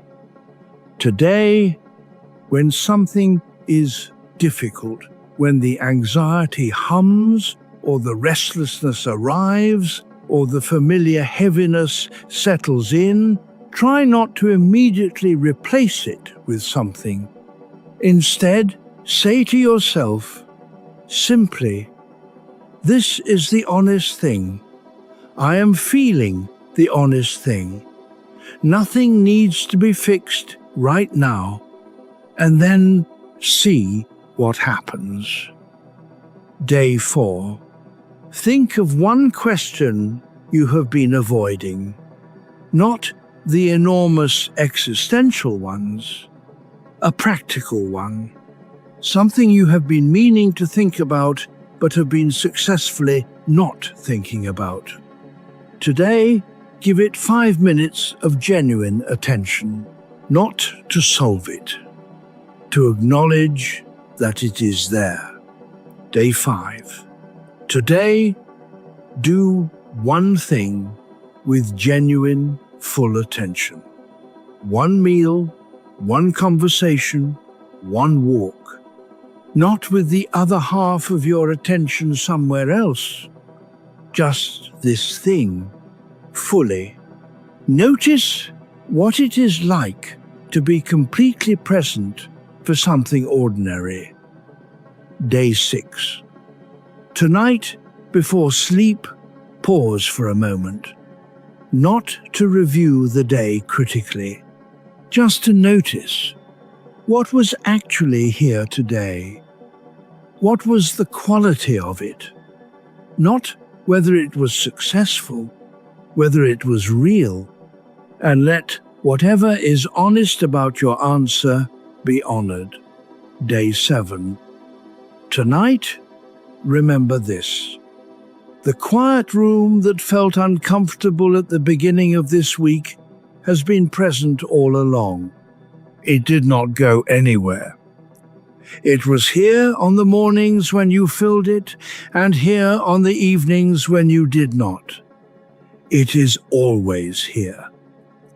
And you can always return to it, not as an achievement, just as a direction you know.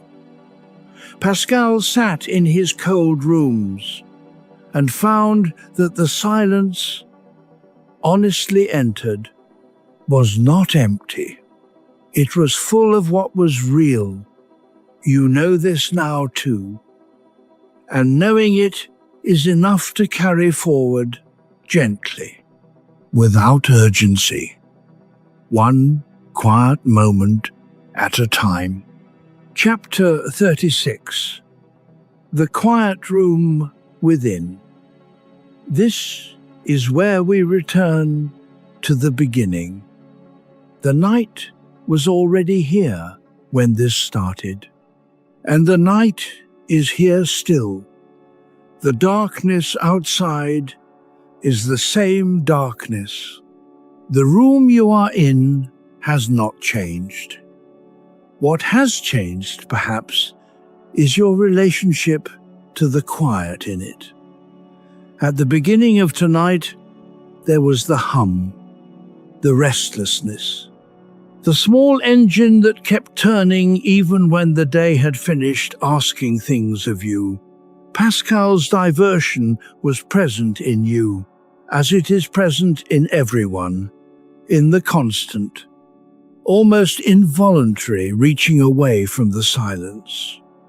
And we followed Pascal into his cold rooms to understand what he found when he stopped reaching.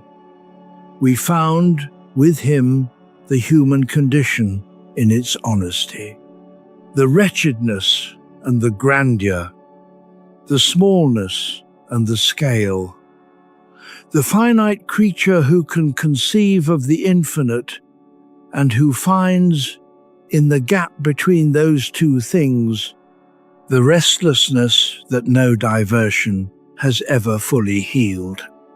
We found the performance that most of us give without deciding to, the theatre of vanity, the need for applause, the careful maintenance of a self that the quiet room does not require. We found the body's craving for motion, the mind's brilliant capacity for simulation, the heart's knowledge that arrives before the argument.